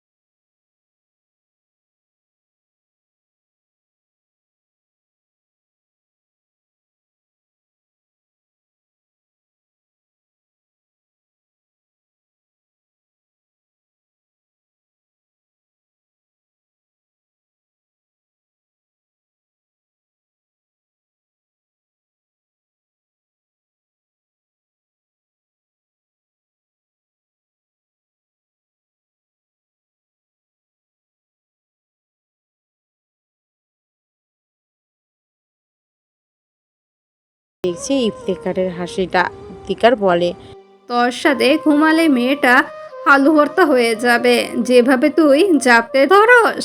থাক মা, ও আলাদা থাকুক। তাছাড়া ওরও হয়তো আলাদা থাকার অভ্যেস, বুঝলে? সাফা একবার বলতে চেয়েছে রাতে ঘুমাতে তার ভয় করে, যদিও মাঝে মাঝে তখন সে বাবার কাছে ঘুমায়। এখন কোথায় ঘুমাবে ভাবছে। আবার আলুর ভর্তা হওয়ার কথা শুনে সে আর বলল না। রাফার সাথে ঘুমানোর কথাটা সাফা চুপ করে দাঁড়িয়ে আছে। অভ্র এগিয়ে এসে পড়ে। তুমি যে এত চুপ থাকতে পারো আমি জানতাম না। সাফা কথা না বাড়িয়ে বলে, দেখেন, আমি আপনাকে ফেলে দিয়েছি এটা কিন্তু আপনি কাউকে বলবেন না। আমি কিন্তু অনেকবার সরি বলেছি, তাই আপনি যদি বলেন না তবে আমি কিন্তু। অভ্র হতবাক। এখন মনে আছে এই মেয়ের, সেই সাফাকে একটু ভয় লাগাতে চায়, তাই বলে, বলে দিলে কি করবে শুনি? আবার ফেলে দিব। কথাটা বলে সাপা মুখ ভেঙচি দিয়ে একপাশে হয়ে যায়। অব্র হাসে। সিঁড়ির খটখট শব্দে সবাই তাকায় সিঁড়ির দিকে। সাফার মনোযোগ তার ব্যাগের দিকে। নিভ্র মোবাইলে কথা বলতে বলতে আসছে। শাখাওয়াত সিঁড়ির দিকে তাকিয়ে হেসে বলে, আমার ছেলে নিভ্র নীল। সাফা ব্যাগ থেকে চোখ সরিয়ে সামনে তাকায়। নিভ্র মোবাইল কানে নিয়েই তাকায়। সাফা যেন ভূত দেখছে এমনভাবে তাকায়। নিভ্রকে সে মোটেও আশা করেনি। অভ্রকে তো শুধু ফেলেছে, আর নিভ্রের সাথে আরও কি কি করেছে তার তো কোনো ইয়াত্তাই নেই। তার উপর রাতেই চোর বলেছে। এখন কি হবে সাফা একবার ঘরের দূরের দরজাটা দেখছে, একবার নিভৃর দিকে তাকাচ্ছে। সে যে কোনো সময় এক দৌড় দিয়ে পালাবে এখান থেকে। তা না হলে এই দুই ছেলে মুখ খুললে তার উপর কী পরিমাণ যে ধুমধারাক্কা পড়বে সে ভাবতেও পারছে না। সাফা এক পা করে পিছিয়ে যাচ্ছে, ভয়ে তার হাত পা কাঁপছে। নিভ্র সাফাকে দেখে এবার চরম হতবাক। তার মনে হচ্ছে তার সাথে অদ্ভুত কিছু একটা হচ্ছে, কিন্তু এই অদ্ভুত কিছুটা কি? নিভ্র মোবাইল পকেটে ঢুকিয়ে নেয়। সাফার দিকে তাকিয়ে থাকা অবস্থায় সে সিঁড়ি বেয়ে নামছে। তার এখনও বিশ্বাস হচ্ছে না এটা সাফা। সাফা প্রায় দরজার কাছে চলে এসেছে, আর কিছু পা গেলেই মেইন দরজা। এখন সে ভাবছে হেঁটে হেঁটে পালাবে নাকি দৌড়ে পালাবে। নিভ্র সিঁড়ি দিয়ে নামতেই তার বাবা দাঁড়িয়ে বলে, নিভ্র, তোমার আঙ্কেল উনি। নিভ্র তাকালো, তাকিয়ে বুঝতে পারছে না এখন সে সাফার বাবাকেও দেখছে। আজই কি হচ্ছে তার সাথে? সাফার বাবা এগিয়ে এলো, নিভ্র সালাম দিল। নিভ্র সবাইকে দেখছে। সাখাওয়াতের একটু পাশ ঘেঁষে নিভ্র বলে, আব্বু, আমি এখানে একজন লোককে দেখতে পাচ্ছি, যাকে মাত্র সালাম দিলাম। তুমি কি ওনাকে দেখতে পাচ্ছ? ছেলের এমন কথায় সাখাওয়াত হতভম্ব হয়ে তাকায় তার দিকে। অদ্ভুত ভঙ্গিতে পা থেকে মাথা পর্যন্ত দেখে। নিভ্র কালো ট্রাউজারের উপর সাদা টি শার্ট পরেছে। তার মনে হচ্ছে তার ছেলে তো সুস্থ আছে, এমন কি সে উল্টাপাল্টা জামা কাপড়ও পরেনি। তবে এমন গাঁজাখড়ি টাইপের কথাবার্তা বলার মানে কি? সাখাওয়াত নিভ্রের আর একটু পাশ ঘেঁষে ফিসফিসিয়ে বলে, কি সব বলছো নিভ্র? অবশ্যই আমি দেখছি এবং সবাই দেখেছে। ও আমার বন্ধু শারিক। তুমি আগে কখনো দেখোনি, এর মানে এই না যে তুমি বাচ্চাদের মতো। এখানে আমি যা দেখি তুমি তা দেখো। এমন একটা খেলা খেলবে? তুমি তো অসুস্থ। না আব্বু, তেমন কিছু না। নিভ্র সাফার দিকে তাকালো। সে বুঝতে পারছে তার বাবার এই বন্ধুই সাফার বাবা। নিভ্র চোখ ছোট ছোট করে সাফার দিকে তাকালো। সাফার তো ভয়ে বুকের ভিতর ড্রাম পিটাচ্ছে মনে হচ্ছে। চেহারাটা কাঁদো কাঁদো হয়ে আছে। নিভ্র এবার অবাক হলো, সাফা এভাবে তাকিয়ে আছে কেন? নিভ্র তার বাবার দিকে ফিরে কিছু বলতে যাবে, তার আগে সাফা দৌড়ে এসে বলে, আরে নিভ্রনীল না? আপনি জানেন আমি আপনার কত বড় ফ্যান। ও জানবেন কিভাবে? আমার সাথে তো আপনার তেমন দেখাই হয়নি, তাই আমিই বলছি। হাই, আমি সাফা, বাবার মেয়ে। কথাগুলো দ্রুত গতিতে বলে ফেলে সাফা। নিভ্র হতভম্ব নয়নে তাকায়, মনে মনে ভাবে, কি বলে এই মেয়ে? কালকেও তো দেখা হয়েছে, বলে কিনা আমার ফ্যান। এই মেয়ে আর যাই হোক আমার ফ্যান লিস্টে নেই। কি হয়েছে ওর? অসুস্থ নাকি? বাবার মেয়ে, এটা আবার কেমন কথা? নিভ্র ভুরু কুচকে তাকালো সাফার দিকে। ভয়ে সাফা কী সব বলছে সে নিজেও জানে না। রাফা এগিয়ে আসে, এসে বলে, মিষ্টির দোকান, তুমিও ভাইয়ার ফ্যান? আর সব মেয়ে বাবার মেয়ে হয় বুঝলে। তো অনেক অনেক বড় ফ্যান, একদম ডুবা ডুবা টাইপের ফ্যান। আর বাবার মেয়ে কথাটা তো এক্সাইটেড হয়ে বলে দিয়েছি। মেয়েরা তো ভাইয়ার ফ্যান হবে, এটা স্বাভাবিক। তুমিও সবার মতো, ভালো কথা। চাইলে সেলফি নিতে পারো যদি ভাইয়া তুলতে দেয় আর কি। আরে না, লাগবে না। সাফা আনমনে কথাটা বলে। সবাই তার দিকে একবার চকিতেই তাকায়। সাফা জিভ কামড়ে বলে, আসলে পরে তুলবো, উনি তো ভয়ঙ্কর রাগী, যদি থাপ্পড় লাগিয়ে দেয়, তাই আর কি বলছিলাম। সবাই সাফার এমন কথা শুনে হেসে দেয়। অভ্র তাকিয়ে আছে নিভ্রের দিকে। নিভ্র চোখের পাতা ফেলছে না, এক দৃষ্টিতে তাকিয়ে আছে সাফার দিকে। অভ্র অবাক চোখে দেখছে। সে আগে কখনো নিভ্রকে মেয়েদের দিকে তাকিয়ে থাকতে দেখেনি। অভ্রের সন্দেহ হচ্ছে, কিন্তু সেই সন্দেহকে তেমন পাত্তা না দিয়ে সোফায় বসে, সাথে নিভ্রকেও টেনে বসিয়ে দেয়। সাফা দাঁত কটমট করছে। সাফার বাবা সাফাকে পাশে বসতে বলে, কিন্তু সাফা বসলো না। কথায় কথায় যদি এই দুই ভাই সব বলে দেয় তখন তার কি হবে? সাফা রাফাকে বলে, আপু, আমাকে রুম দেখিয়ে দিবেন না? কেন নয়, চলো। সাফা রাফার সাথে হেঁটে হেঁটে সামনে এগিয়ে যায়।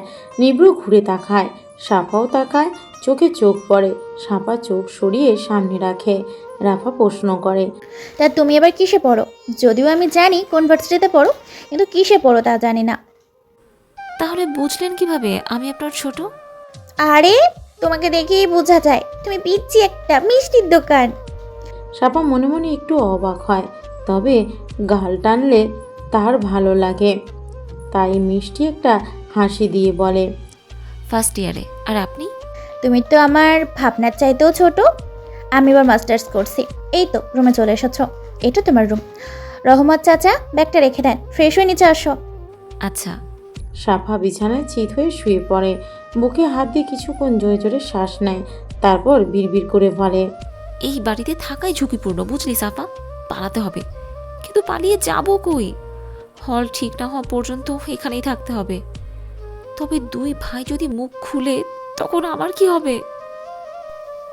তখন কি হবে তা না হয় পরে দেখা যাবে, আগে নিচে চলো, তখন না হয় আমি পালাতে সাহায্য করব। নিভ্রর কণ্ঠ শুনে সাফা হুমড়ি খেয়ে উঠে বসে। ওড়নাটা গলা থেকে সামনে টেনে নেয়।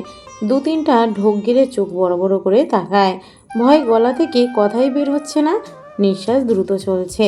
নিভ্র দুপা এগিয়ে সাফার সামনে দাঁড়িয়ে বলে, তা আমি কি এখনই সবাইকে বলে দিব যে তুমি আমার মাথা ফাটিয়েছ, নাকি পরে বলবো বলে উঠিয়ে রাখবো? বলো।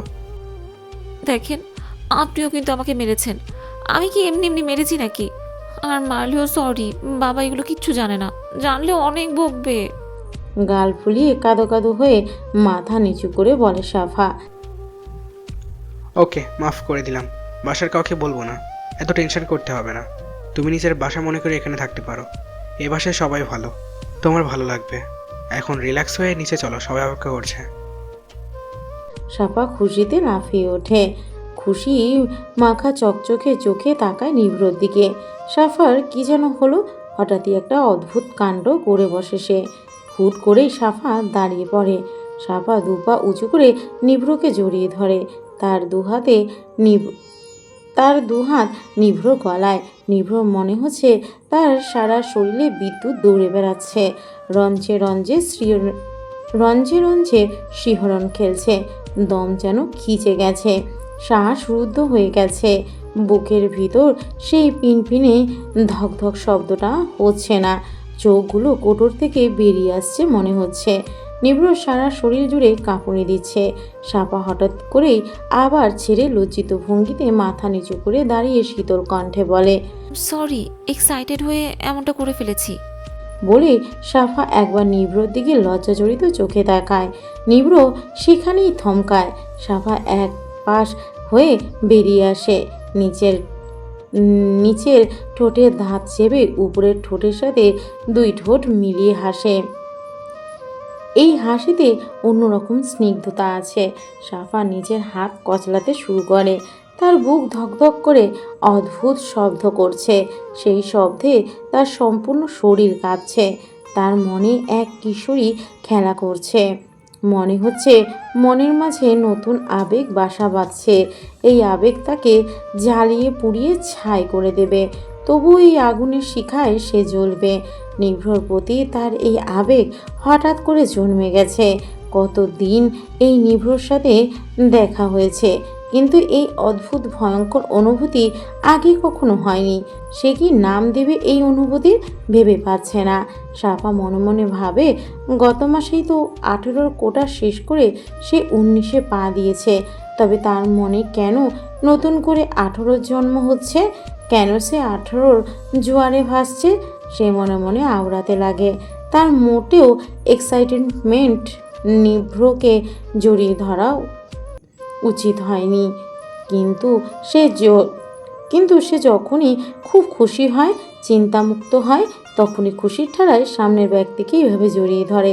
তার এই জীবনে সে প্রথম কোনো পুরুষকে এভাবে জড়িয়ে নিয়েছে। তার 18 প্রথম পুরুষ নিভ্র, যে কিনা আজ হুট করেই তার দুষ্টু মিষ্টু জীবনে নতুন করে এক ভয়ঙ্কর আবেগ জাগিয়ে দিয়েছে।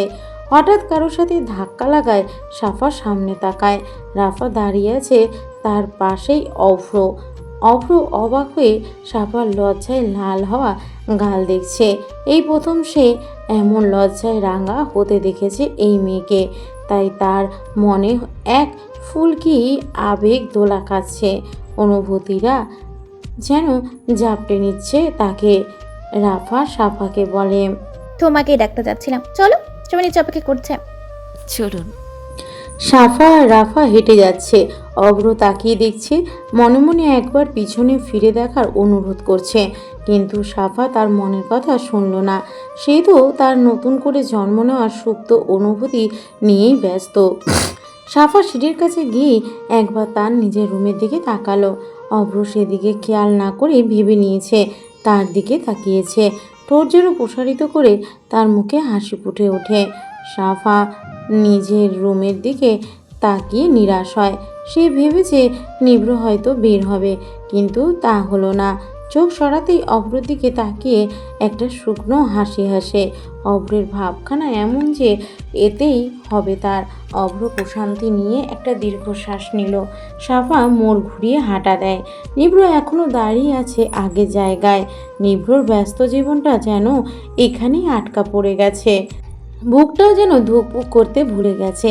এ কেমন অনুভূতিতে নিভ্র সিক্ত হচ্ছে, এটা তার নিজেরই অজানা। নিভ্রর গা থেকে যেন সেই রুমালটার ঘ্রাণ আসছে। নিভ্রর মনে হচ্ছে না চাইতেও তার জীবন বদলে যাচ্ছে। স্বপ্নের মতোই কিছু জোনাকি ঝাঁক বেঁধে তার মনকে আলোকিত করতে চাচ্ছে, কিন্তু তার অবুঝ মনটা কিছুতেই মানতে চায় না, কিছুতেই না। সবাই ডাইনিং টেবিলে বসে আছে। টেবিলের উপর বাহারি সব খাবার। সাফা সাফা বরাবরই কম খায়। খাওয়া দাওয়াতে তার তেমন একটা আগ্রহ নেই, কিন্তু আজকের খাবারগুলো অন্যরকম লাগছে। সবসময় বুয়ার হাতে রান্না খেতে খেতে বিরক্ত সে, কিন্তু আজ ভালো লাগছে। সাফা খাবার খাবে, কিন্তু তার বিশাল বায়নার কথা শুনে ডাইনিং টেবিলের সবাই তার দিকে তাকিয়ে আছে। তাদের চোখে মুখে বিস্ময় ঘুরে বেড়াচ্ছে। সাফা বাচ্চাদের মতো মুখ করে গাল ফুলিয়ে তার বাবাকে বলে, বাবা, তুমি আজ চলে যাবে তাই না? শারিক মাথা ঝাঁকিয়ে উত্তর দেয়, যাবি তো। তাহলে আমাকে তোমার হাতে খাইয়ে দিতে হবে, তা না হলে আমি যেতে দিব না। আচ্ছা দেব, এমনিতে তো রাতে তুমি আমার হাতে খাও, আজ না হয় দিনই খাইয়ে দিই। সবাই নিজেদের খাবার খাওয়া ছেড়ে দিয়ে সাফার খাওয়া দেখছে। সবাইকে দেখে মনে হচ্ছে এখানে হিট সিনেমা চলছে, তবে সেদিকে সাফার বা তার বাবার বিন্দু মাত্র মনোযোগ নেই। তারা তাদের কাজ করছে। সাফা আর চোখে এবার নিভ্রকে দেখে, সাথে সাথে দুজনের চোখ এক হয়। সাফা চোখ নামিয়ে নেয়। সে মনে মনে অনুতপ্ত, তার লজ্জা লাগছে। মনে মনে ঠিক করে নিভ্রের সামনেই পড়বে না, আর নিভ্র থেকে দূরে দূরে থাকবে। সাফা অনেকক্ষণ থেকে ইফতেখারকে খুঁজছে। এবার মুখ খুলে বলে, আন্টিকে দেখছি না যে। মোহনা এগিয়ে এসে বলে, তুমি কি আমাকে খুঁজছো মা? না আন্টি, ওই সুন্দরী আন্টি আছে না, ওনাকে। সাফার কথায় সবাই চুপ করে যায়। সবার মুখে কালো মেঘের আনাগোনা চলছে। নিভ্র চোয়াল শক্ত করে, সাফার দিক থেকে চোখ সরিয়ে নেয়। সবাই একবার নিভ্রর দিকে তাকায়, আবার খাবারের দিকে। মোহনা নীরবতা ভেঙে বলে, উনি পরে আসবে মা, তুমি খাও। সাফা সবার গম্ভীর মুখ দেখে সন্দেহ নিয়ে নিভ্রর দিকে তাকায়। সে নিভ্রকে আর ইফতেখারকে একসাথে একবারও দেখেনি, তবে কেন এটাই তার মাথায় ঢুকছে না। নিভ্রর মাকে এটাও সে এখনও জানে না। সাফা তার বাবাকে জড়িয়ে দাঁড়িয়ে আছে। মাবু আর তার পরিবারের মনে হচ্ছে সাফাকে তার বাবা বিদায় দিচ্ছে, তাও শ্বশুর বাড়ি পাঠাচ্ছে। সাফা কান্নাকাটি করে একাকার অবস্থা। নিভ্র হতভম্ব হয়ে দেখছে সব। সে এই প্রথম সাফাকে কাঁদতে দেখছে। সাফার চোখ ভর্তি পানি দেখে তার কেন যেন বুকে ব্যথা হচ্ছে।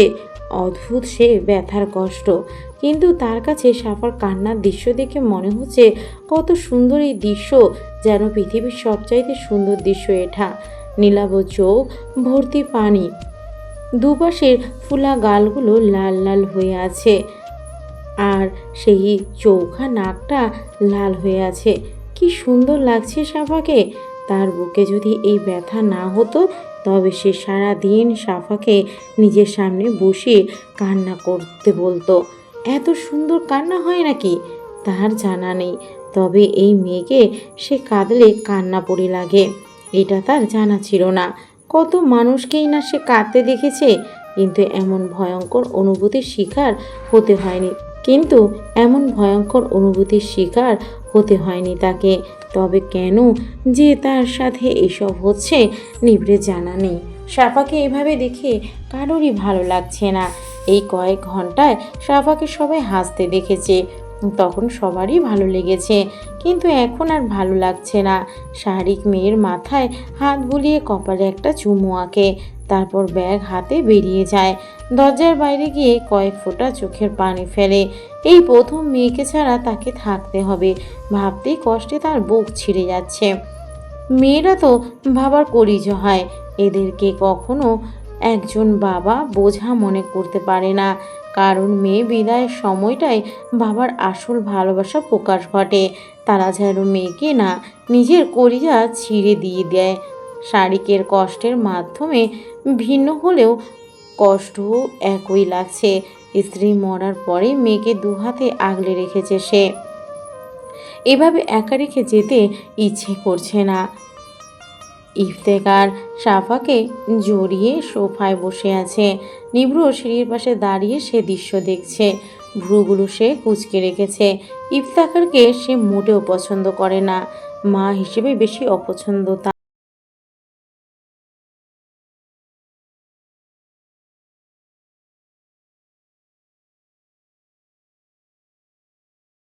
নিয়ে আসতে, কিন্তু সে এমনটা করতে পারছে না বলেই তার বেশি বিরক্ত লাগছে। অভ্র টিভির রুম থেকে সব দেখছে, মনে তার এক হারানোর ভয় যাচ্ছে। অদ্ভুত কষ্ট হচ্ছে, কিন্তু কেন?